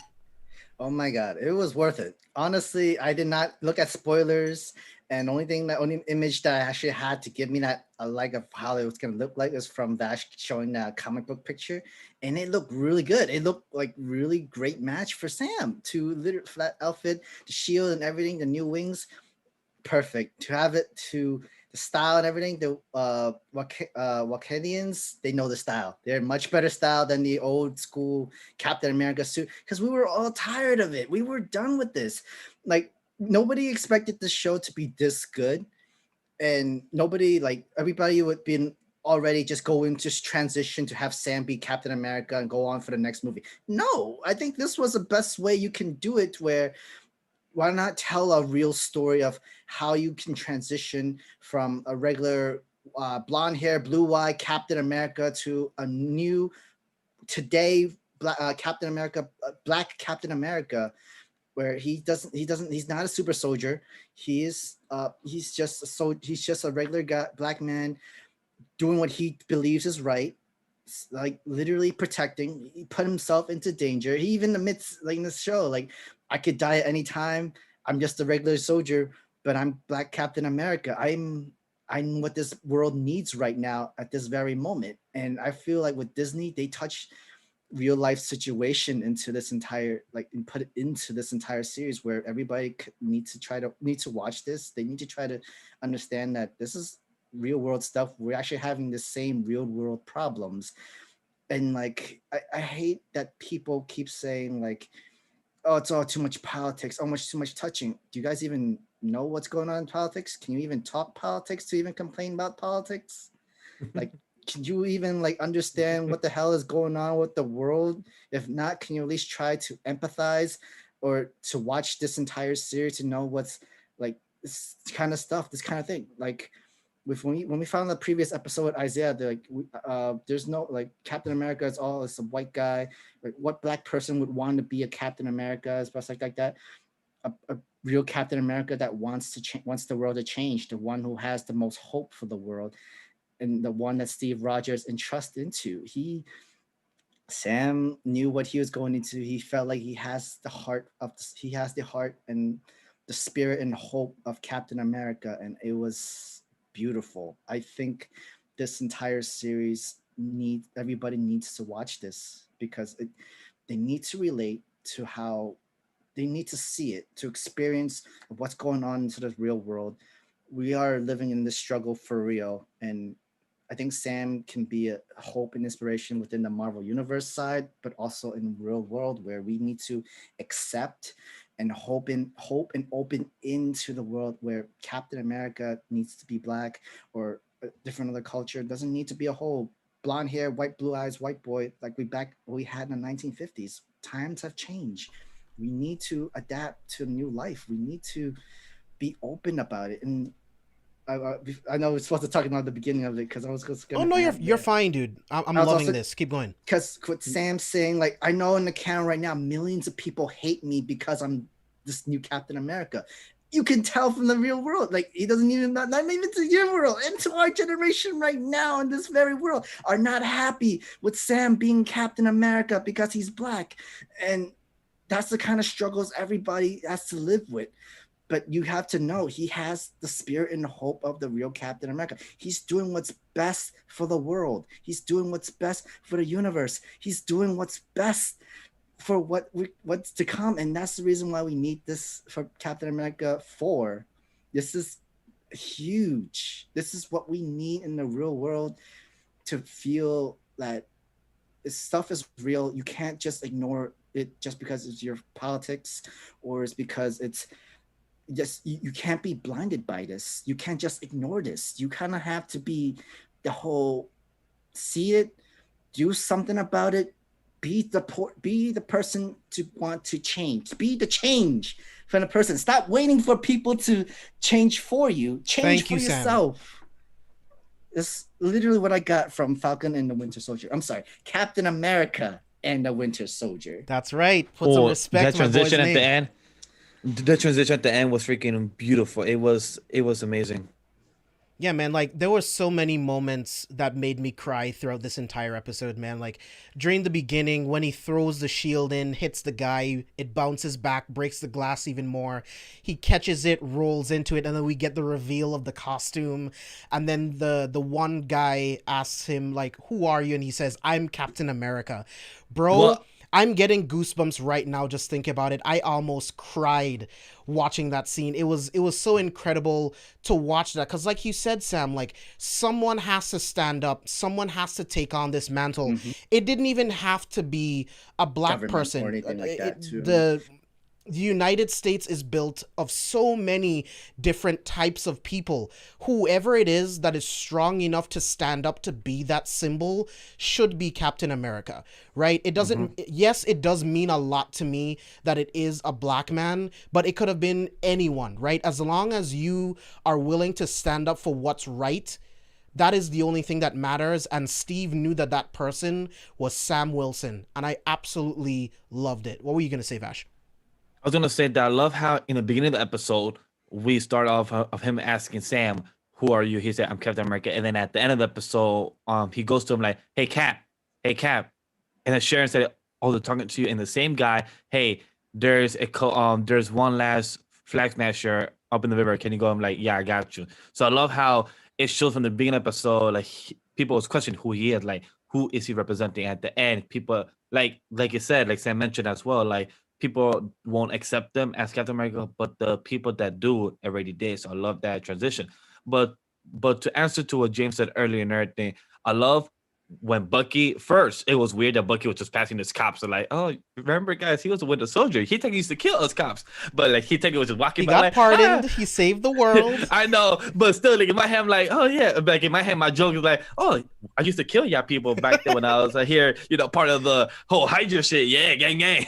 But now he's like, yeah, I got my Sergeant Barnes back. So when I heard that, like, oh shit, like they gave his ranking back. So to hear that and him getting respect by the cops to let him pass by, and they're like, oh, that's fucking beautiful. Remember, they kind of pardoned a lot of people, and Bucky was one of the people that they first pardoned and stuff. Oh yeah, of course. But seeing that was beautiful, and for him to get Sergeant Barnes back, like I love that. And again, I know James is on a different side. Sam, I'm curious to know that.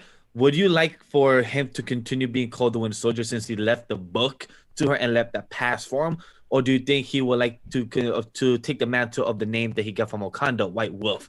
I would. I know James. I'm curious to know if you changed your mind since we last spoke about it a couple episodes back. So, did you change your mind, or do you still think he should just take that name as Winter Soldier, but change it into a positive way? Yeah, I mean, honestly, like, I was never sold either way. I honestly didn't know which way I wanted to go. I kind of want it to be like a Deku thing where he takes the name and changes it into what it's supposed to mean and carry that into the future. But at the same time, I don't mind him changing it up to White Wolf. So honestly, it can go either way. And I honestly don't care. I think it'll be great either way if they call him White Wolf. Or again, they can do the Deku thing. I will take this name that was used negatively and flip it, because I am not that person anymore, but I am going to take that name and make it mean something. So either way it goes, I'll be happy. Sam, how do you feel about that? I mean, I think he doesn't really identify himself much of the Winter Soldier anymore. White Wolf is for more towards with the Wakandians, but I think he just lives to accept more where he can finally like live his name as Bucky now. Just be Bucky Barnes, just never. Yeah, but he needs a superhero name.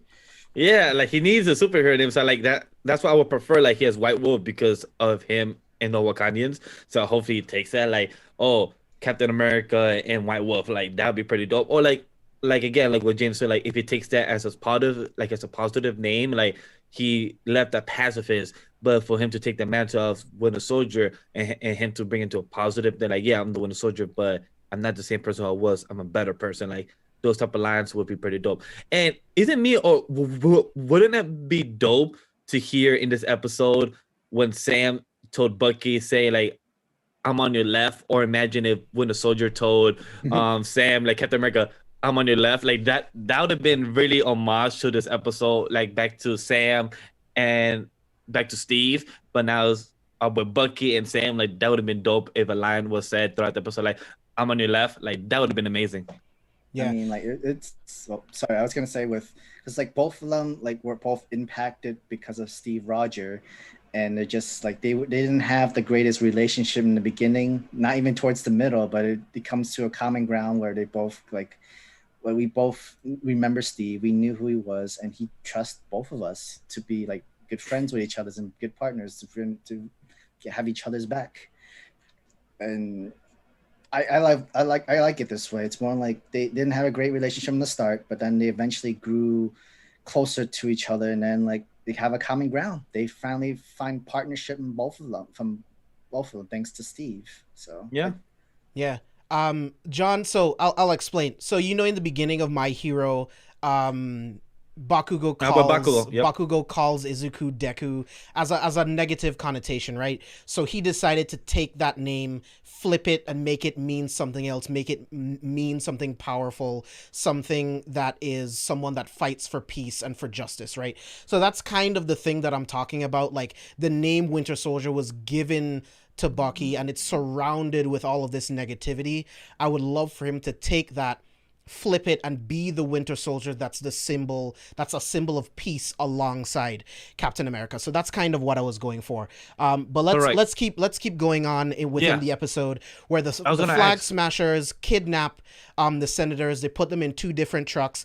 I absolutely loved that sequence, watching Bucky fight against the Flag Smashers and using his vibranium arm to rip that door off of that armored truck to save those senators. Like, what did you guys think about that? I was gonna ask before we get into that fight and everything, because right before that fight, Sharon should literally walk off just killing somebody with a poison gas like it was nothing, because Remember, she literally these are put super soldiers. Like, Yeah, but thing is, you can't just like you can't talk no jutsu this, and you can't really. But thing is, Sam acts. Sam even acts like, oh, how do you do it? Like, oh, I just put a poisoned gas in the trunk and everything, no big deal. And she just walk up like it was nothing. I'm like, damn, girl, you literally are like bad. Like, we're gonna get into it. She's a shield agent. She's had to kill people before, so I mean, it wouldn't be really that big of a deal for her, honestly. True. There is something.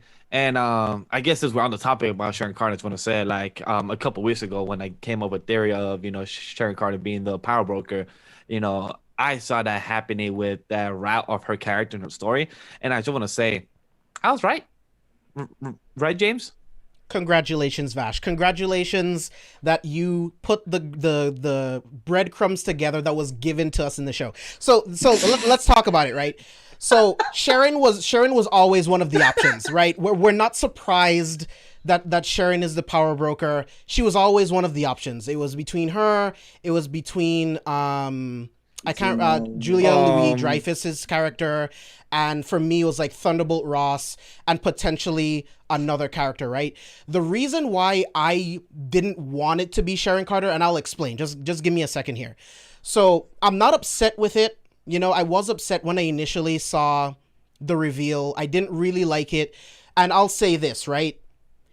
Would you actually want to see a Mission Impossible movie where Ethan Hunt turned into a bad guy? I personally don't want to see that, right? Because it's the same thing. The IMF has turned their back on Ethan Hunt in every single movie. But what does he do? He goes right back because he knows that the mission to save people is way more important, right? That's what I personally wanted for Sharon, which is why I put her on the back burner in terms of people that could have been the power broker, because that's not what I want. Yes, and me and I were talking about this at length earlier today, but she said Sharon looked at everything that Peggy stood for, that Steve stood for, and none of it mattered, right? Hydra took over. Everything that her family has always fought for meant nothing, right? She didn't get pardoned. She had to live on her own and work in the underground for 5 years to fend for herself, right? It all makes sense. I get it. All of the pieces connect. Whenever we get that sequel series, whenever we get that sequel movie, it makes perfect sense that Cap and Bucky would have to go against someone that they once called a friend. It's just that I personally don't like the choice of making Sharon Carter this villain. Again, I made the example to Ethan Hunt because if Mission Impossible 8 came out and Ethan Hunt was the villain, I would be pissed off because that's not something that I personally want to see. So it was never a thing where it's like, oh, it's not possible. Sharon can't be the power broker. I put it on the back burner because it's not something that I wanted to see. It's not something that I personally feel is interesting for that character and for the story going forward. Will it be interesting? Sure. In Feige we trust. Whenever they give it to us, it's going to make sense. Like I already said, Cap and Bucky will now have to go against a friend. It's just not something that I personally wanted. So for me to add to what James was saying, as much as I could make jokes about it, yeah, I was right about it. Am I happy that I was right? Hell no, because I'm on James' boat.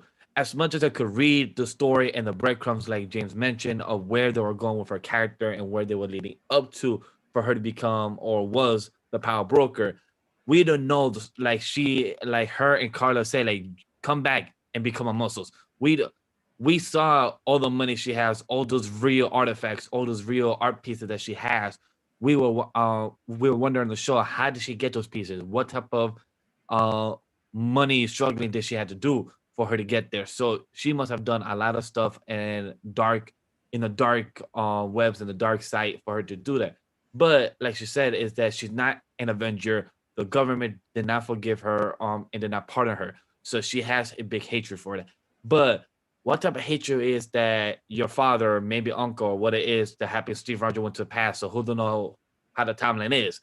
But at the end of the day, when Steve Rogers represented Captain America and your great grandmother aunt Peggy Carter represented what it was for the first Agents of S.H.I.E.L.D. of who it was, and for you to do this turn, like I said, my theory, cool, I was right. We make jokes about it, but at the end of the day, what made her character to turn this route? So I'm curious to know, and for her to hang up that phone call, and for the government literally saying, oh, the Agent Carter family holds a strong name in the government. Like, all right, cool. If you say that, why the fuck did you not forgive her in the first place if Agent Carter family hold a strong name in the first place? That's one question. Two questions. I'm okay with that. They made a mistake and they were trying to fix it, right? Yeah, it's trying to fix it. Cool. But the second thing is like, if Sharon heard that, I'm like, all right, cool. Maybe I'm doing some wrong shit that my parents would not be proud of, and my great aunt would not be proud of. Maybe I should not do this. And then right after she leaves, she'll be like, all right, I'm gonna just make this phone call right after I literally got pardoned and really right after this whole courthouse and everything. Let me do this right outside. No, like at least go up the block, around the corner, and then make the phone call. She's like, you know what? Super soldiers are off the market. You know what? I got you. We got other government issues and everything. So this could lead up to the next type of Thunderbolts, and with Zemo maybe connecting anything like that, because we know that the Thunderbolts are also being released in the Disney Plus in the future. So with Sharon and everything, will this be connected with the next Hulks, Agents of Smash? Who knows where that's gonna go for sure? Because Thunderbolt, Ross had always had a disagreement with the government later on in his life. So maybe this would be connected with Sharon, and maybe they've been working together behind the scenes as well, because we don't know what he's been doing either. So technically could be possible, right, James? Sam, let me know your thoughts. Yeah, real quick, and I'll toss it to you, Sam. But like much like that Mission Impossible reference that I just made, I get it. Different characters react to different situations in different ways, right? Like Henry Cavill's character in Mission Impossible Fallout. He is someone that feels completely jaded by the government and decided to do something completely different and go against the government, right? I'm okay with that, right? It's just for Sharon, it's not something that I care about seeing. Does it make sense? Of course. Will it be compelling for a sequel series to The Falcon and the Winter Soldier? Yes. But personally, again, it's not something that I would want to see. Again, if they were to make Mission Impossible 8 and Ethan Hunt switch sides and he's now working with the Syndicate, like he decided to rebuild the Syndicate and he's now the bad guy, would I understand why he made the switch? Simply because the IMF has turned their back on him like 15,000 times? Yes, I get it, but is that something that I want? No. You know what I mean? But I know that's just me personally. It is what it is. Again, in Feige we trust, and we'll see how it goes from here. But Sam, what are your thoughts? I think this having her being the power broker gives her more interest into the story, into future movies along the way. Because if she wasn't a power broker, like what else would would keep her interested into the next following continuation of these movies? Like this really isn't. It's just literally she's just gonna be like the whole sidekick for every single time with when it comes to like Captain America and Winter Soldier kind of thing, which it's not really as needed. At least if she's the power broker. She's the middleman. She's the dealer for every villains of equipments and technology and advancements. She technically she can actually play both sides if she wanted to. She's technically the double agents for both either the criminals or for the secret government, anything. She would be the only person that has all the information from both sides anywhere she wanted to. And if she feels like there's one side is having too much power, more power than she has, then she's going to tell the government and do something, and vice versa that's going to happen. Because when Carly was confronting her, like, what power does a power broker have without the super serum? A lot more than you do. Like, there's a lot of power within being a power broker, especially playing both sides, and nobody knows about it. Madripoor too? Madripoor is a place that's criminals on top of criminals. That's where a lot of X-Men comics come from. So I'm curious to know, is she going to be connected to the X-Men movies as well? At the moment, yeah, I'm stretching this idea as well, but like, who knows as well? Dude, it's all possible, man. They're all connected, so it's definitely possible, right? It's not impossible at all. And plus to answer what Chad said as well, yes, we know Sharon has played an anti-villain or anti-hero in the comics, so we know that. But when we have seen her, we have not seen any type of foreshadowing of her to turn. So that's what James and us feel some type of way. Like, where was the motivation? Like, we get it that the government didn't party. All right, cool. I don't think that's a huge thing to be like, you know what, fuck the government. I'm right, like the turn to straight up to the turn to straight up supervillain that will now like take resources from the government, the CIA, and sell them to arms dealers that she knows are going to use them to kill kids. That's why it doesn't really work for me. It's like, yes, like it was blatant. It's in our faces that she was definitely one of the possibilities, but I didn't want it to happen at all. It just doesn't work for me. And it's just the more and more that I think about it, the more and more that I talked about it with Mia, it's like, I get it. I completely get feeling jaded against the government and feeling like nothing you do. Her mother was one of the people, not her mother, but Peggy was one of the people that founded S.H.I.E.L.D. And then to find out 80 years later that everything Peggy worked for was a lie and Hydra was in charge the whole time, I get being jaded that you can't trust the government. But again, to just jump the shark straight to supervillain, it just doesn't work for me personally. Maybe Sharon is a Skrull. Oh my god, dude! I would laugh, dude. I fucking hope so. James was on this. James was on this, guys. If you guys didn't watch our WandaVision reviews, James was on this. Like, it has to be a Skrull. The guy that was the director for Sword at the time, he's like, he has to be a Skrull. Yeah, Hayward, like, he's a Skrull. Wait, could still maybe be a Sharon's Skrull. a Skrull. I love that he brought that back because connects, man. It would be funny if Cher's actually a Skrull, because then it would kind of make sense then for a character if that's the case. Yeah, but I want to keep going here. I want to move on to all of the amazing like sequences with Captain America flying around. I love that helicopter sequence where he uses Red Wing to like try to find someone that could potentially pilot the helicopter so that he can grab the pilot out of the helicopter. Like, what did you guys think about that sequence? And then we'll also talk about the sequence where Captain America is holding up the armored truck and pushing it back with the Red Wings, with the thrusters. Bro, that moment warmed my heart, man. It was amazing. So if I have to give a comparison from first episode to last episode helicopter sequence, I have to give it to the first episode, not just because of Captain America and everything, but more of the CG/VFX look wise. I felt like the first episode was done a lot better with his suit and everything was more clean. I feel like with this episode 6, I feel like it needed a couple more time to make it look more clean, because when he went on top of the bridge, you could tell a lot of the wings of the CG and for the VFX wasn't fully, like, I felt like it wasn't fully detailed, but that's it was kind of spotty at times. Yeah, spotty, but that was really nitpicky. But without the nitpickiness, I fucking love it. Red Wing came back. I love it. And I love how he was being smart to keep intact, knowing that he needs to save them, but also not cause more damage to bring in the helicopter down. So he knew that he needs to save the people inside the helicopter, but not take the whole squad down inside the river or cause more damage to the bridges. So I love how he was smart about that. And the way he was with the shield, knowing that right before he went outside, he threw the shield, knowing that he's still not perfect with having the shield come back to him. So he went down through the shield, but also he needed to grab it. So I love that combat with the shield in the helicopter scene with that topic that we're on. Sam? All the training that Sam had to go through to do with the shield and to have his wings together, it came to help. It finally, like, all his training montage, the whole training of him running, him throwing this practice of throwing the shield, different ways of combining his wings with the shield combination. Oh, yes. It took a lot of time, a lot of effort, but he got it. And he's not even a super soldier. What? And what?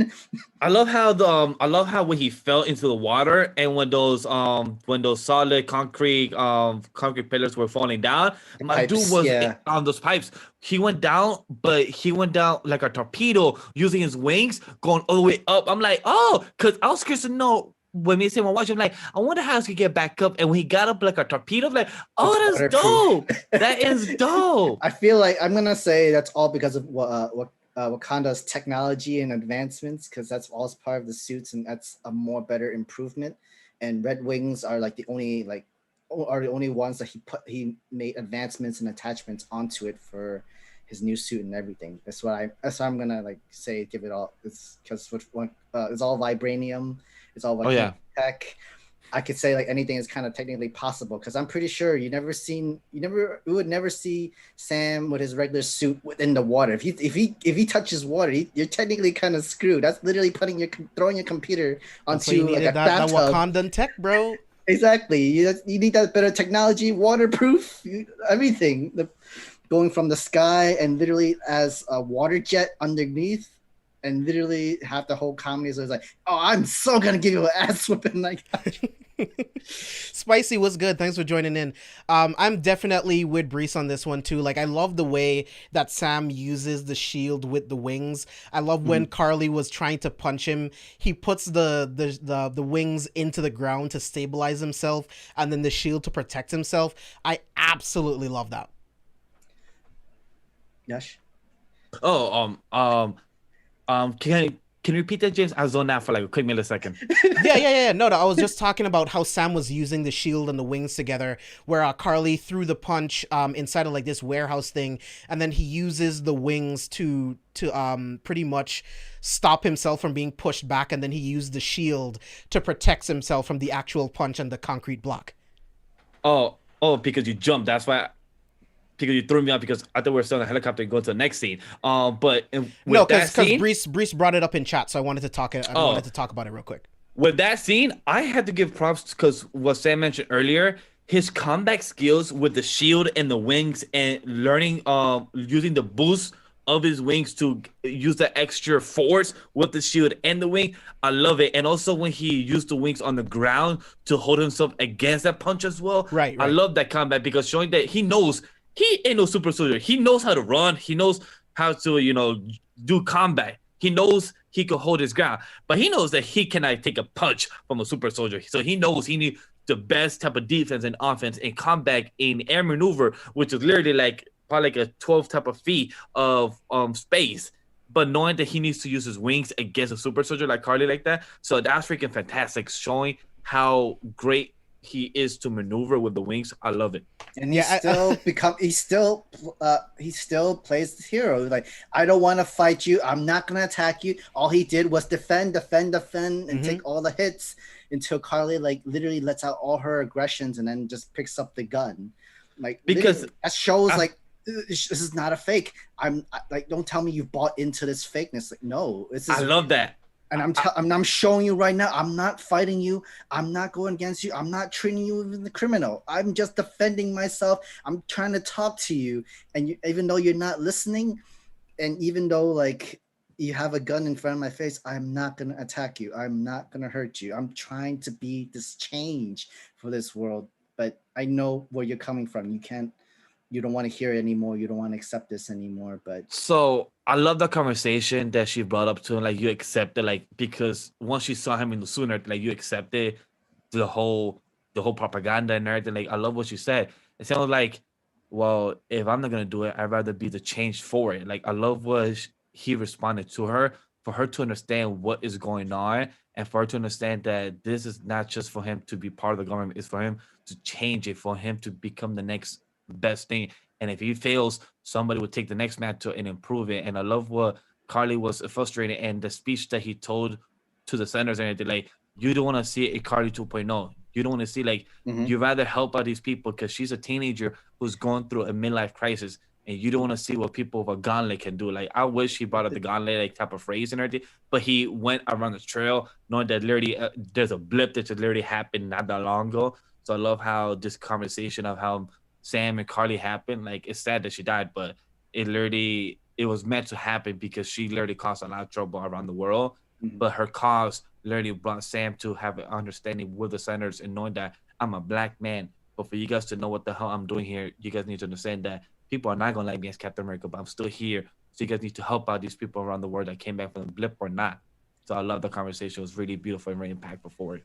Yeah, well, what Carly said in the show is like, it's much bigger than me right now. It doesn't matter if we die. We're dying for our movement, because even if we die, there's gonna be others that's gonna take my place. That's gonna continue this movement unless there's gonna be a change, and that's what Sam wanted to avoid. You do not want a Carly 2.0. You do not want more super soldiers. You do not want a resistance, literally fighting you and everything. Don't be the next person that's gonna do the next split. In this situation, everybody's against half the world's against the other half of the world, and there's so much like war and fights and in between with each other.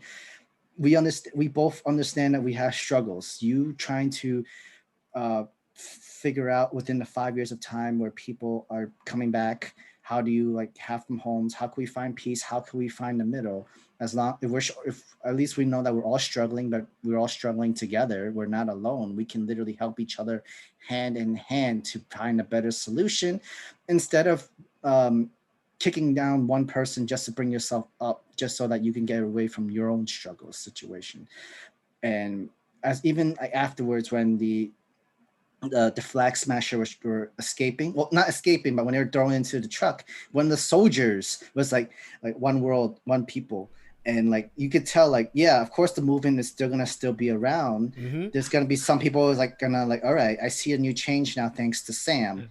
But then there's gonna be all the other side is, I don't know if I could completely trust Sam that this change is happening. I'm still gonna continue this movement. I just love how the soldier said one more one people, and then right after that, the whole butler said, "All right, explosion time, bam!" Yep. I'm like, oh shit. Zemo got the last laugh on that one. I mean, he did want to kill all the super soldiers in the world. So, but I just love how the butler was there ready, and I love of how Madam Hydra literally said, I was part of it, or maybe I was. Maybe I wasn't. Was I part of doing this whole thing? Or maybe Zemo got the last laugh. Maybe I did. Or maybe we both did. So I love that conversation with her. Like her that role of Madam Hydra, I forgot the actress name, but she does an amazing job to portray Madam Hydra, because she does that portray, like knowing that she's a villain, but maybe not a villain, like the way that U.S. agent John Walker don't even ask her, like, who are you really? Am I working for a bad guy? He just goes along with it, like, yeah. I'm going to wear a whole black suit and everything. So thanks for bringing up John Walker, because I kind of want to jump back to where he was trying to save the people in the truck, right? Like, they have done such a great job for getting me to empathize with John Walker, because the dude, he just wants to do good, right? But he's a fuck up. Like I've said before, he wants to do good, but the dude is just a fuck up. But I love that moment where he's fighting against all of the flag smashers, and he sees the truck is about to go over, and he realizes, no, my job is to protect people, not just trying to get revenge. So I love that he went straight to grab the truck. That was something that's really, really important to me, because I love that this version of John Walker is completely different from the comics. I love that he is someone that is trying to do good that may not be in the best situations all the time.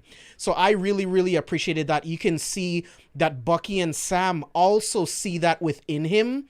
Yes. And I love that, man. So I can't wait to see where all of that goes. Like, what did you guys think about him trying to save everyone? I was so sad to know the ride that we know that John Walker's going to go as a character, as the whole U.S. agent, like knowing who he becomes. But I'm like, when literally the conversation of John Walker joining Sam and Bucky to find Carly, but then also John Walker working together with Bucky and working together, and then making the quote of Abraham Lincoln, and then Bucky saying, when you say it's not that good, so it's not as good when you say it. I like this, but knowing this episode, like, damn, I don't want to go that round of U.S. agent. Like, I like what y'all doing, but damn, I know where he's going. That sucks, because that means they have to fight him later as an anti-hero. But they doing such a good job in the writing for us to hate him last episode, and then for us to like him this episode. That's a good job in writing for us to empathize of this character, knowing that he's doing good, of what James mentioned, that he's doing good, but his action just goes in the wrong route. He makes bad choices, but in the end of the day, he would do what's right at the end, which you see from most characters. But then in those kind of characters, they usually die in the end. But I mean, I guess you're still alive. Congrats to you, because we already know he took the serum for himself to be able to at least try to stand up to Carly and the others, flag smashers, because they're also super soldiers, because he was taking a huge beating of a 3-on-1 fight. They were like, so Chat's talking about that right now. Like, I love the fact that his shield just sounded like a trash can lid the whole time. Spicy brought it up as like, can we talk about his Party City shield? Oh, bro, I was laughing my ass off. Like, what did you think you were doing with this metal shield against super soldiers, bro? So we all here have seen JJK, and for those that have seen it, they're not big spoiler, but when our boy got beat up jump by Yuji and by Nanami, literally getting beat up left and right, left and right, left and right. This is what I felt like when I was watching our boy John Walker getting beat like by 4 of them dudes, literally just getting pulled jumped. off the parking meter thing. I was about to smash him with that. I was like, yo. I kind of wanted to I for was him to like, see what yo. happened. Like, yo, continue getting jumped. This is being entertaining. And then Bucky had to save him. I'm like, damn, Bucky, can we just see the dude get jumped? I just want to see that continue getting jumped. Like, I feel bad when I do get jumped. Like, hey, I've seen people get jumped. It's horrible. But seeing it on John Walker, who he's a super soldier, he could handle a bit of pain. But then Bucky gotta save him. Like, damn, I just want to see. I mean, little, he still got his ass kicked by Carly because. Oh yeah, like, he got the what do you- warp, bro. Like, yeah, she's smaller than him in the size. How's the best way to fight a guy that's bigger than you? Tighten up the fighting spaces. Literally use your size that to your and their advantage. strength is on the exact same level, right? Because of the Exactly. serum. So But yeah, like, and also like what Carly's when John Walker came in on the first scene, he's like, yo, Carly, what's up? I came to fight you. And where Carly said, like, yo, I didn't mean to kill him. It's not like he didn't matter. I'm like, what you mean? He, are you telling me that he doesn't matter? I'm not like, to my fight. damn, wrong choice of words, Carly. Wrong choice of words. Wrong choice of words. You should have not said that. you're not what I'm after. It's these people in there I'm after. It's like, really now? Okay. Yeah, like wrong choice of words. You're about to get the ass whipping, but technically then he got again- the ass whipping, but like, but then again, it was 3 against 1. He was a good distraction. I mean, Bucky had to handle one of the other flag smasher because he fell down from the pit. Another flag smasher literally had one of the iron girders coming down at him.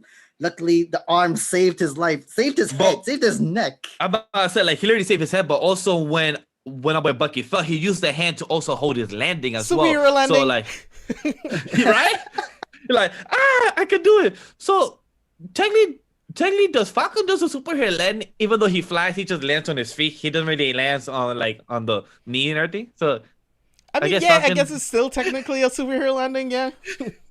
so like I kind of like that. But overall, the fight between John Walker and everything, the route that he's going, and the U.S. agent type of route.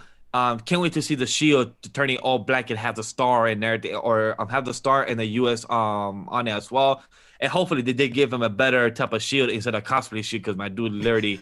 Where are they gonna find a vibranium? Where are they gonna find a vibranium? Where do I need this type of shield? They Can I get they some don't need vibranium? vibranium. Whatever No. Cap's shield was made out of in like the first film, I feel like they can use that, right? Because that took bullets and that took a lot of different like hits from a lot of different things, a lot better. What happened if they also use the other material in that, like Wolverine, antimaterium? Adamantium. Do they have the rights yet to use the name? Yeah.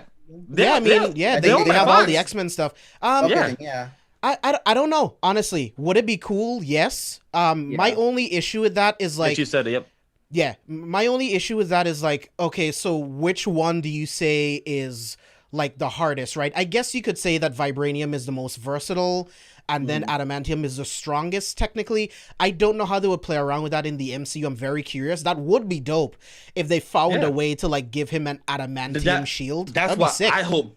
That's what I hope, because when Captain America and Iron Man has fought before, and when when Captain America Wolverine has fought before, and Wolverine and Black Panther before, it's been a hard challenge because they both have hard material where it goes against each other. So I hope U.S. Agent gets some antimaterium where Falcon, aka the new Captain America, goes against U.S. Agent in the next movie or in the next season. That'll be a nice battle instead of like them trying to find or steal the next vibranium. Like, oh, maybe that's why they have to go to Wakanda, because our boy U.S. Agent trying to steal the next vibranium to make the next shield. I don't want him to be a villain anymore. I want him to, like a Cadmus type thing, like where the government tries to create their own Avengers team, if you will, to try to actually protect the country. That's what I want. Like, I don't want him to be a bad guy anymore.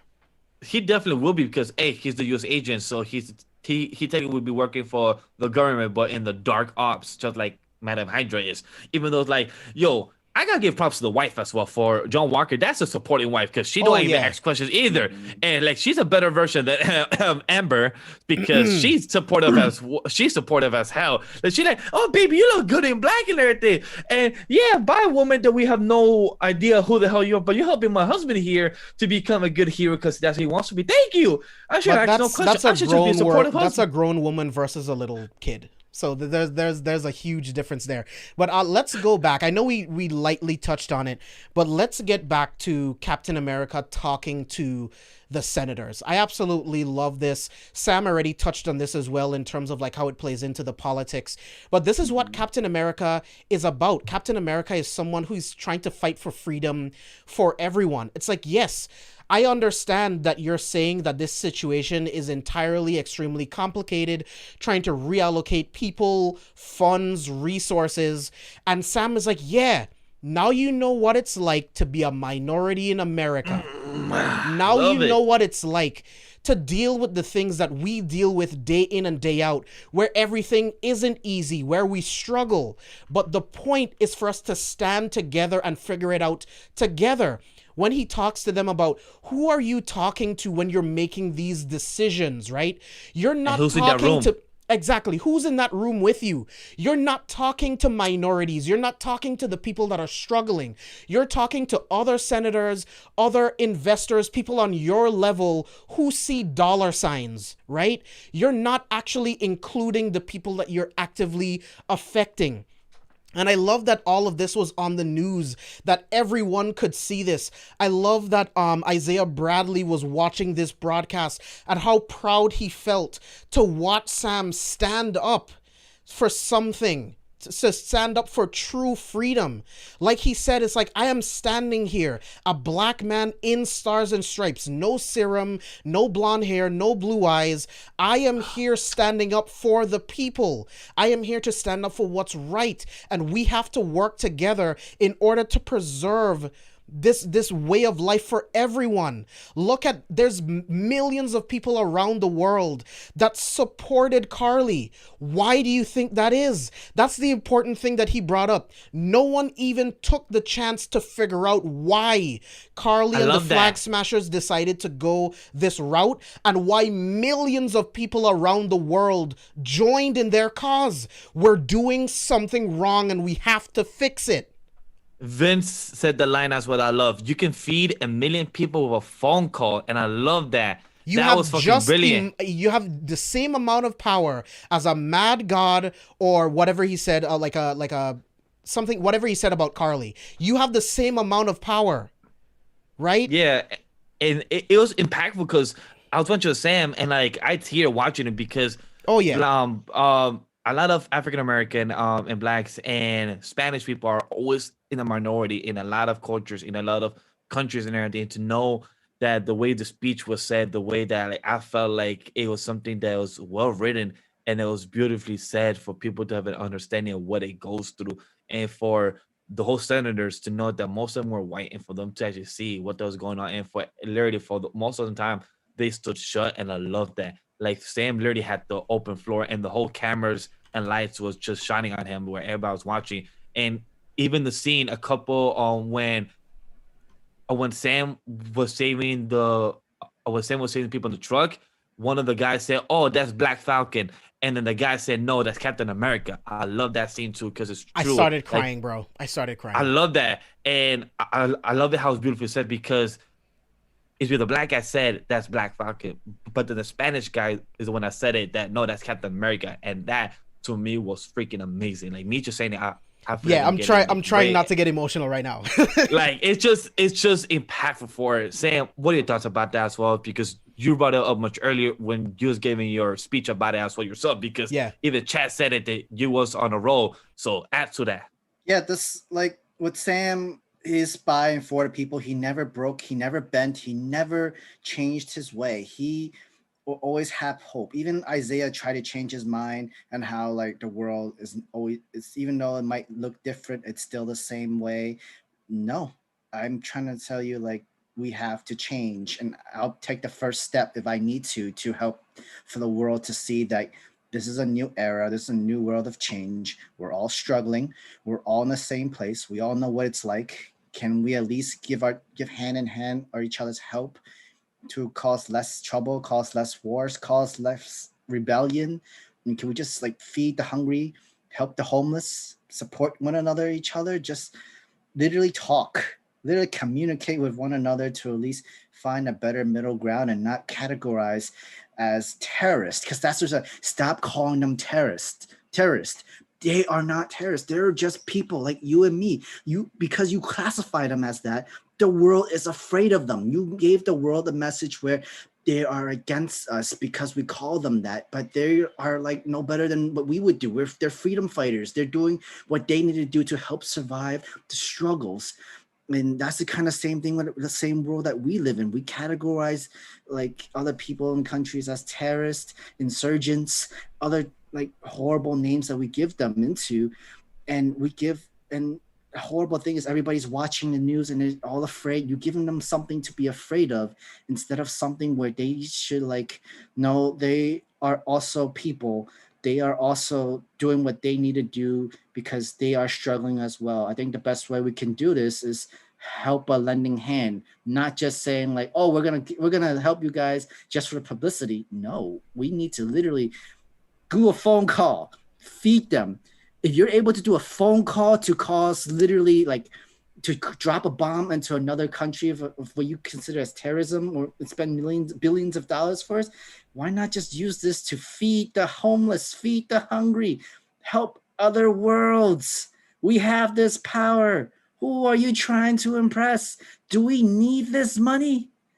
There's only so much you can do with the money around the world, but people are starving. People are dying. I love how the main. Sorry, go for it. Sorry, go ahead. I was just gonna add, like, I love how the main senator said that, oh, we have our troops ready to send people back and with the resources.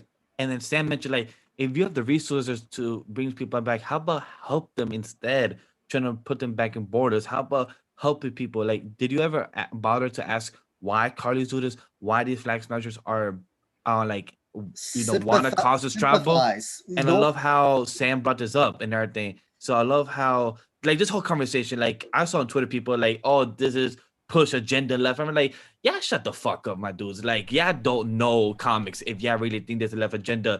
Yeah, there's so many freaking cartoons. There's so many freaking TV shows, movies that always been about politics because story written series are about real world. That's how people relate to it. This is how human nature stuff are into our stories, into our medium.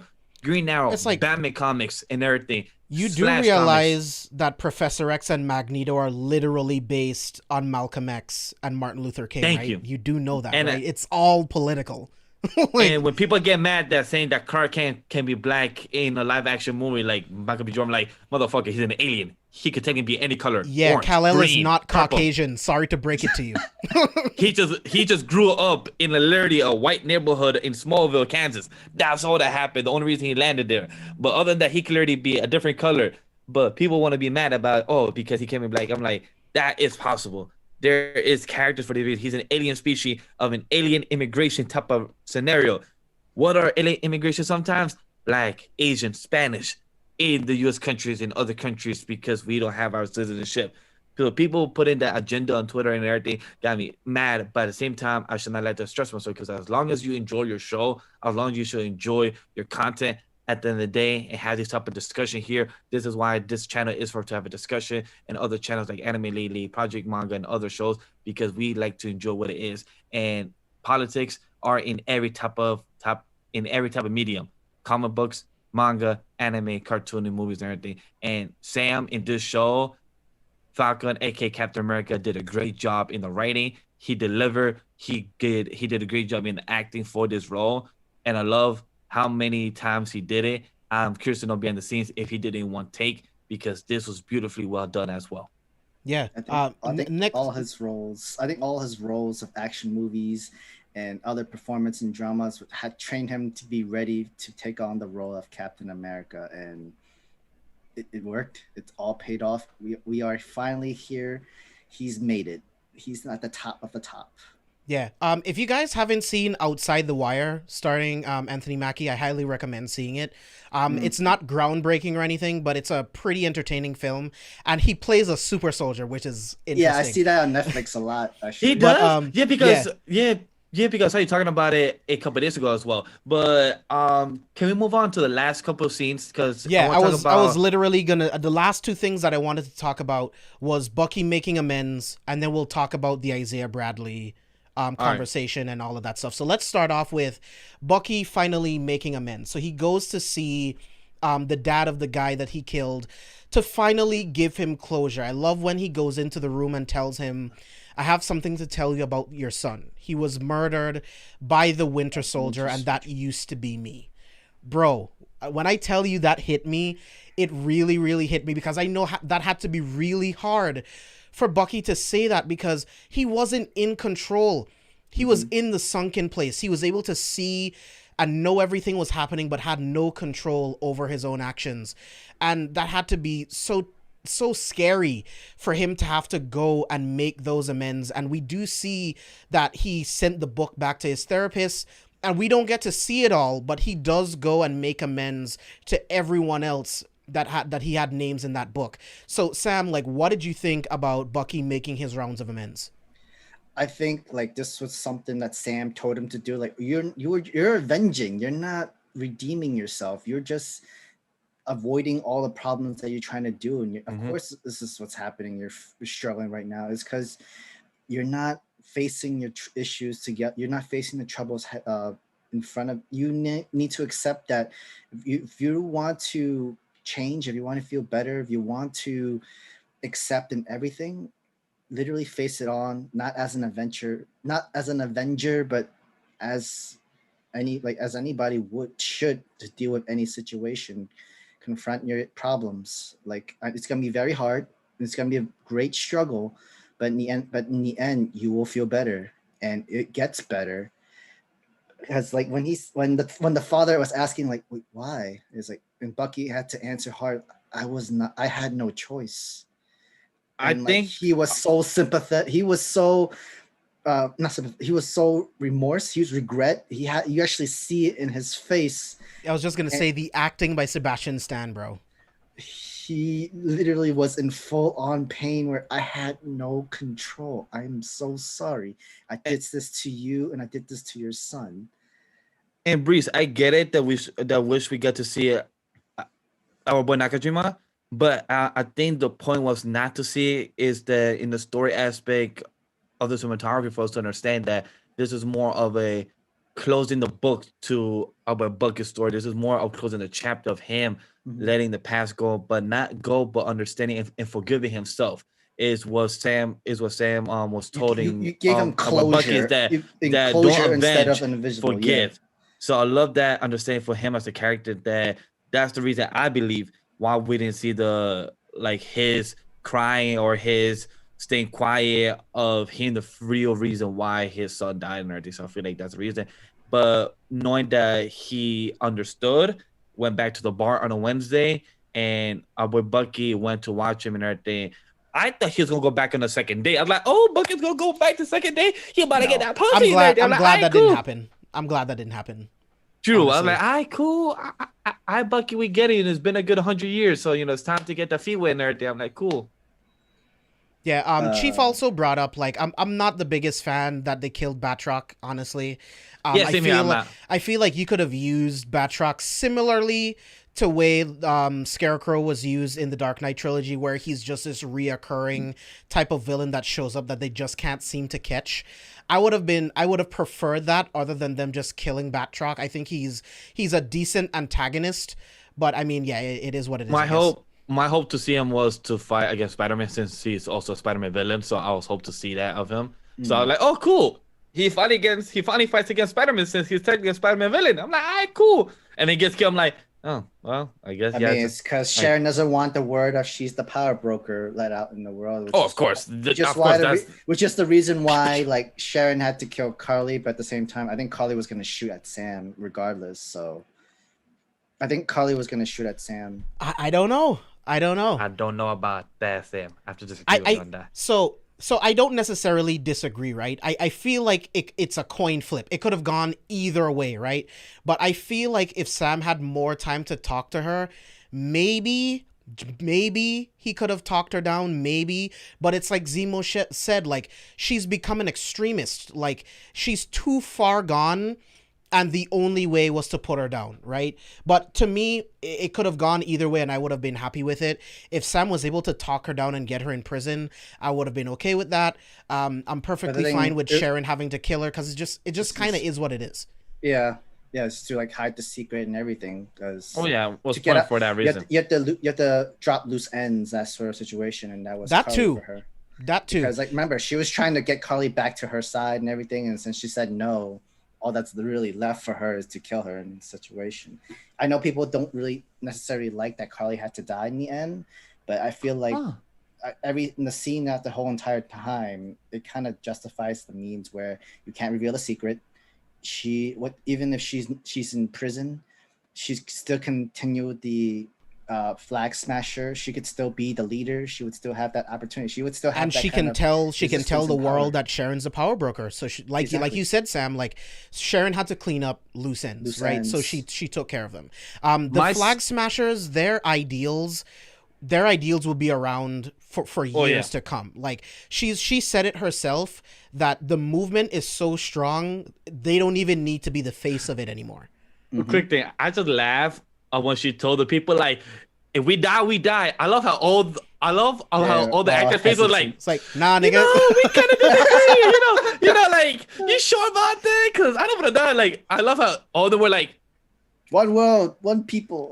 Right, guys? One world, one people. Like, yep, one people. one people. Yeah, you have that. I just love that scenario. It was amazing. Have the older lady be like, one people. It's like everybody's in. I can't really say no. Like, damn. I don't want to fucking die. I want to live, yo. So I should love that scene. Like, I mean, like, and they're like, hey, we're still alive. We were just gonna go to prison. Yay! Nope, psych. Explosion. But quick thing that James brought also, like, when Carly died, when Captain America brought her, that scene reminded me of in a Superman comic, when Supergirl died, like just carrying her, like right in the comic issue. That reminded me a lot of when Sam's just carrying her, like, that was beautiful, man. So, like, that was really beautiful, and the way that the score was just silent, but the lights was just showing her and everything, like just showing him landing and just putting her gracefully in that way. Everything is it was a beautiful scene, so I had to give props to her. And like, as much as that she was a teenage portrayed as a villain and everything, I have to give props to the actress, because sometimes when you have a one-off type of villain like AKCW, they're not always that great. But MCU has been delivering, because their weakest type of the formula is villains, and for this, it has been doing very well. So even though WandaVision was more Wanda herself, but we actually got a good villain, and we got an understanding because of the World War I people. So I gotta give props to the MCU for that. What Sam just mentioned, we actually sympathize as people, because we know something about borders, aka Trump and the Mexican border, like, and all that bullshit stuff. That's why I'm trying to say this. Like, this entire series, everybody should watch this, because it really connects to the real world. Disney, Marvel universe connected real life situation, real world actions, not just with politics, but literally real life world, segregation,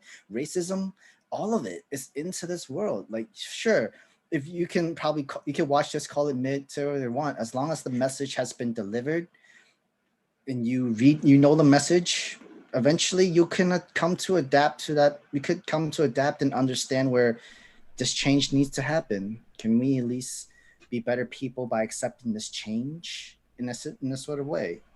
This is the thing, is that's what Captain America is representing, is hope.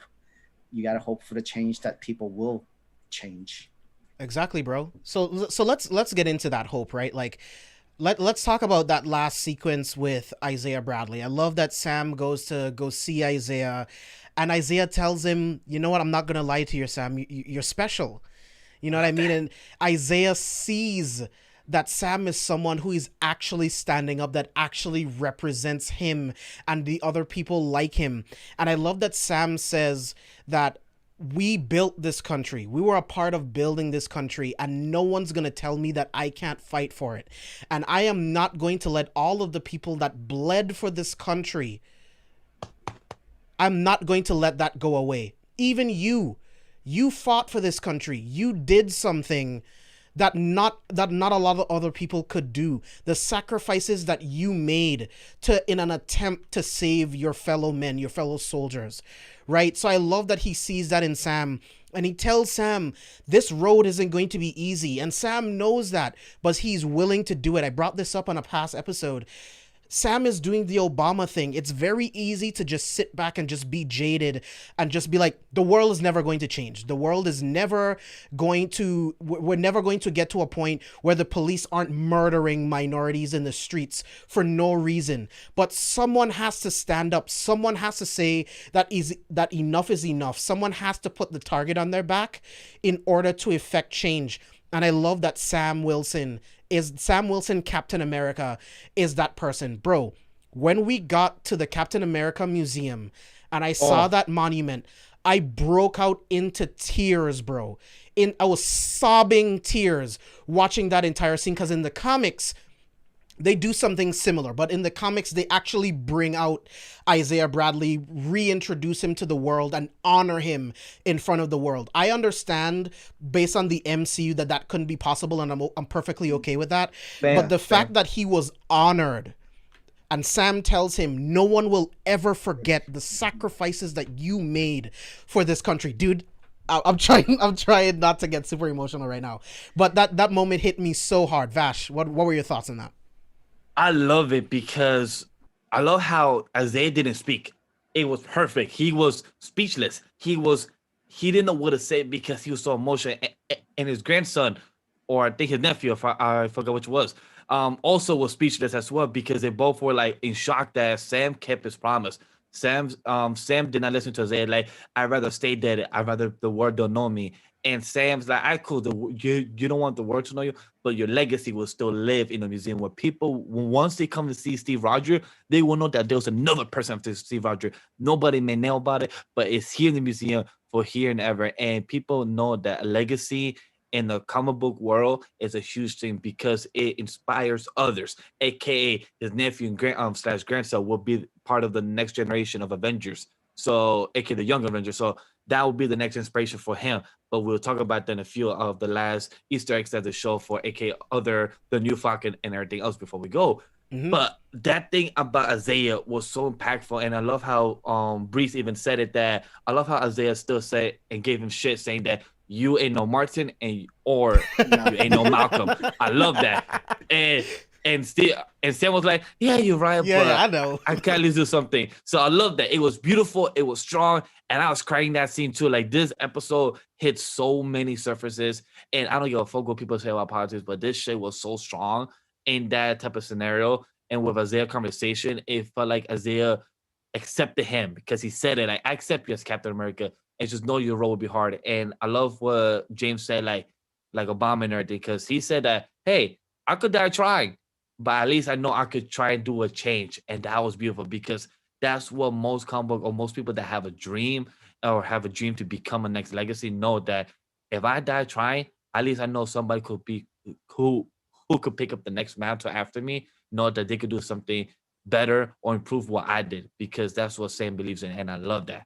So that was so beautiful to know that Sam knows the weight on his shoulder, to know that he's doing something huge, and he's doing something huge for his community. And I love that. Yeah. Sam, what were your thoughts on that? So, like, I'm going to first bring up what Spicy Lady said. Like, a lot of amazing Black stories are lost in history, like that. And which, like, I absolutely agree with you. Hidden figures.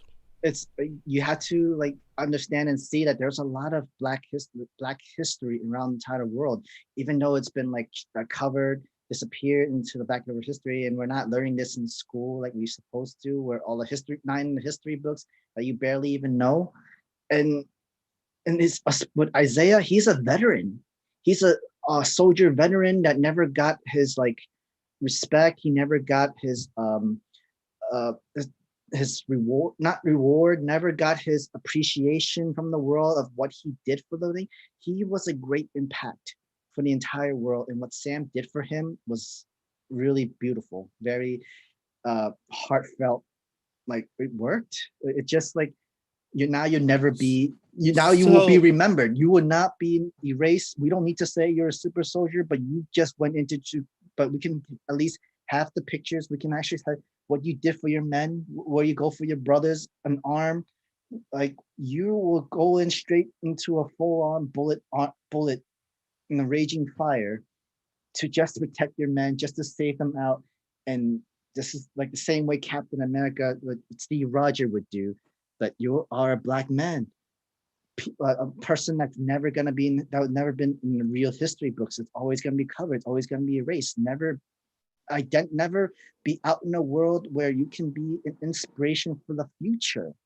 Like give them like an image, give them a hope, give them a hero from the past that it's real life. And that's what Sam gave Isaiah. Like we giving you telling your story.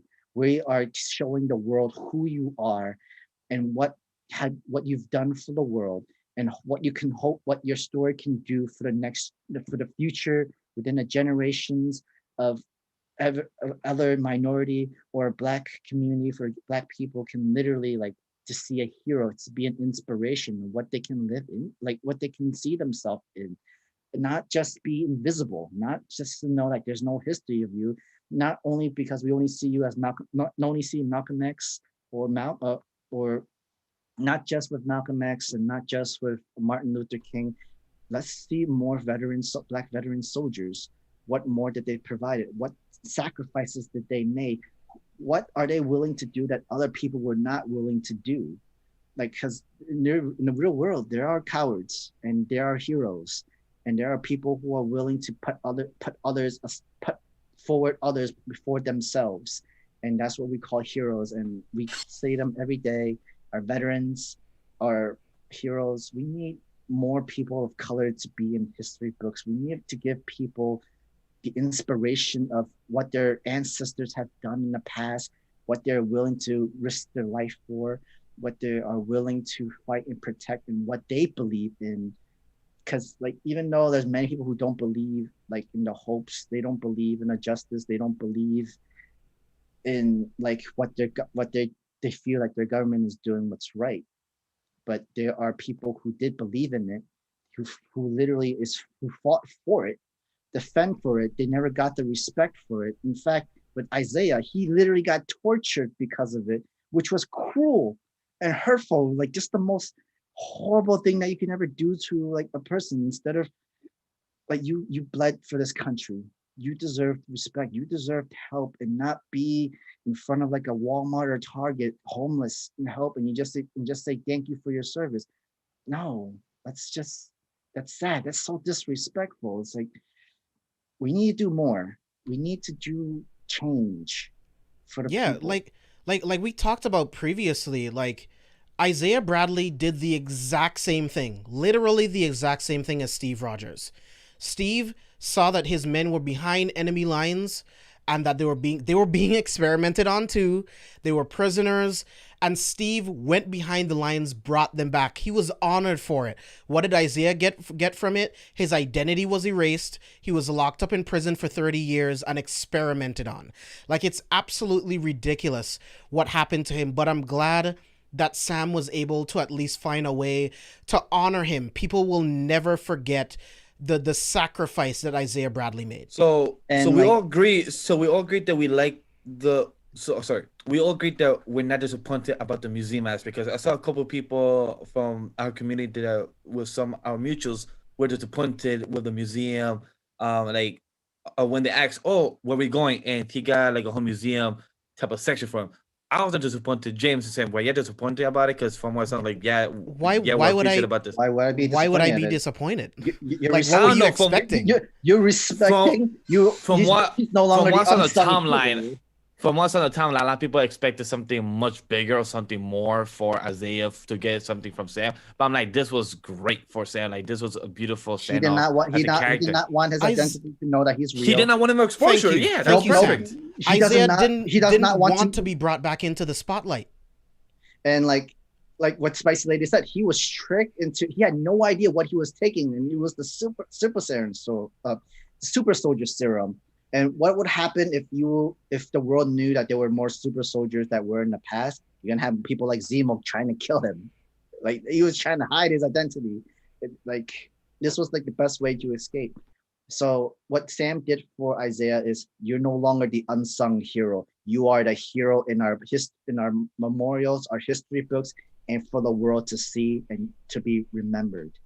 Yeah. Hopefully in the next movie or something, in the sequel, we see Sam's sister kids read a textbook, and Isaiah as Captain America is right in the textbook. That's my hope that we see that Bro, I hope type so. of follow Oh up. my God. That's my hope that we see that type of follow up that he's added to the textbook. He's added to the history of Steve Rogers, and as well. Okay, we got Steve Rogers, we got Isaiah, and we got Sam.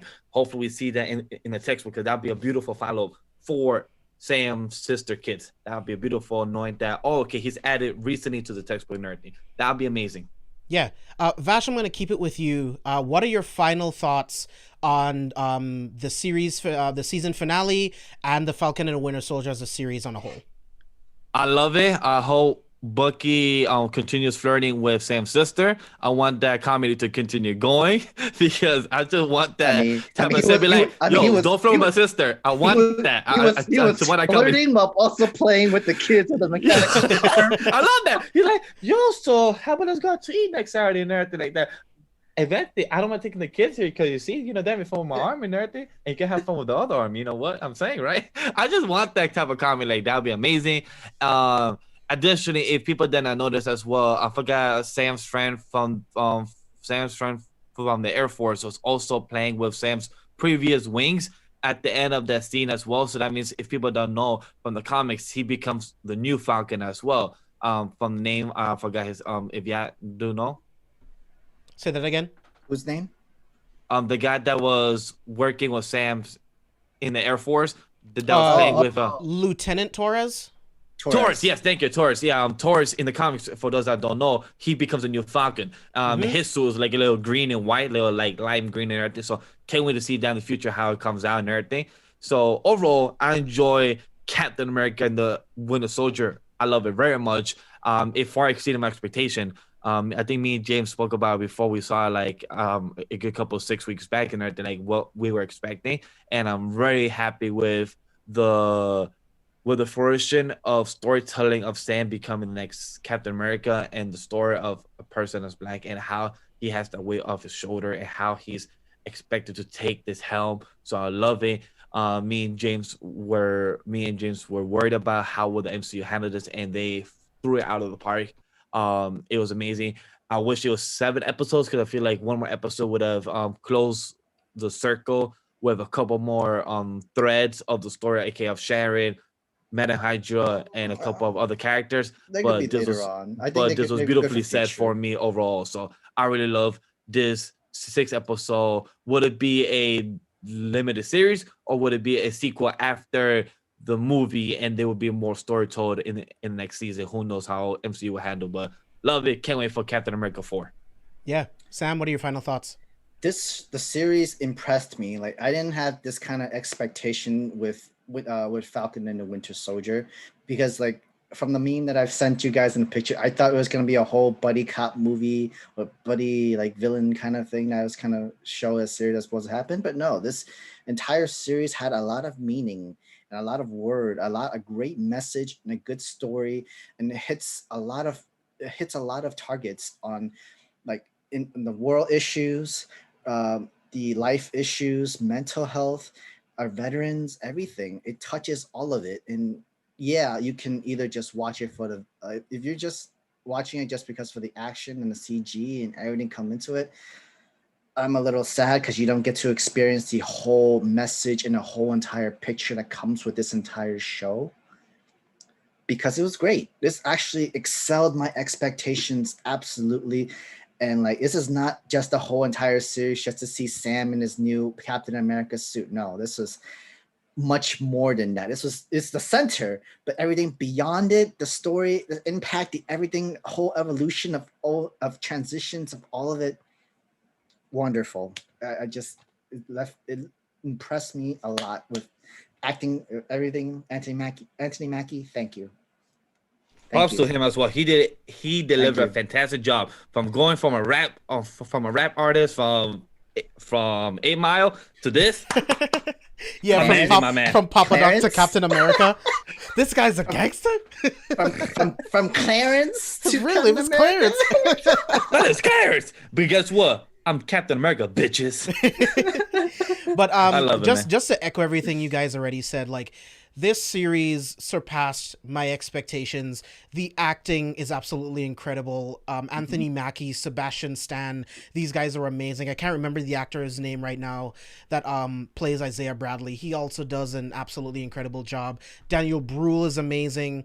I love the new Sam Wilson Captain America score. I love that. Cinematography is great. I love the way that they were able to have Sam use the shield and the wings together to fight to be this new version of Captain America. I love how it focused on those actual issues that minorities have to deal with every single day. If you're going to make a black man Captain America, you can't shy away from the things that would be a struggle for a black man to be such a symbol, right? And I hope that that's something that they continue with in Captain America 4, and if they do a sequel series. I can't wait to see where we go with US Agent from here. I'm also very curious to see how we're gonna see Sharon go on from here. We know that she's back with like the CIA. I'm not sure exactly what organization she's going to be with. I know in Civil War, before she helped Cap and Sam and Bucky, she was with the CIA. So I don't know if she'll go back with them, but whatever she's doing, selling government secrets and all of that stuff, I'm very curious to see where that's going to go and how Cap and Bucky will have to take her out essentially at some point. But I love everything about this season, and man, I just can't wait for more. Like this season has taken me on such an emotional roller coaster, bro. And James, first thing that pops in your head right now, once I ask this question, you can't think too much. Captain America and Winter Soldier of this or WandaVision? Oh man, shit. I would have to pick this. The character beats, the character beats are just way better in this to me. Like I feel like there was at least one moment in each episode where I almost broke down crying, bro. Like it's almost unfair because there's not too much story with Wanda before WandaVision, and then after the WandaVision show, you give her more depth, you give her more of a character and everything. Where such as with Sam and with Bucky, where it's already kind of their characters are already established. They actually played within Captain America and the Winter Soldier movie, and they already have their parts and their scenes and everything. You already have the impact a little bit, so it's a little unfair. But yeah, it is. Yeah, Falcon and the Winter Soldier over WandaVision. Yeah, right, cool. So Sam, where can the people find you online? Guys, you can find me on Sam the Mega Man at all my social medias, but also especially follow the Anime Lately channel on YouTube, so on Twitter, on Facebook, on Instagram, everywhere you can find us. It should be all down there in the link below. Yeah. Vash? You guys can always follow us every Friday here on the C4SVillains show that I love to be doing with James week to week. It's one of our favorite pilot shows that we first started, and here to see the fans, the chat, you guys here and support. And don't forget to review us on the audio podcast platforms on both C4SVillains and the Anime Needle podcast. And follow me at Legendary Vash everywhere else. And thank you guys for all support.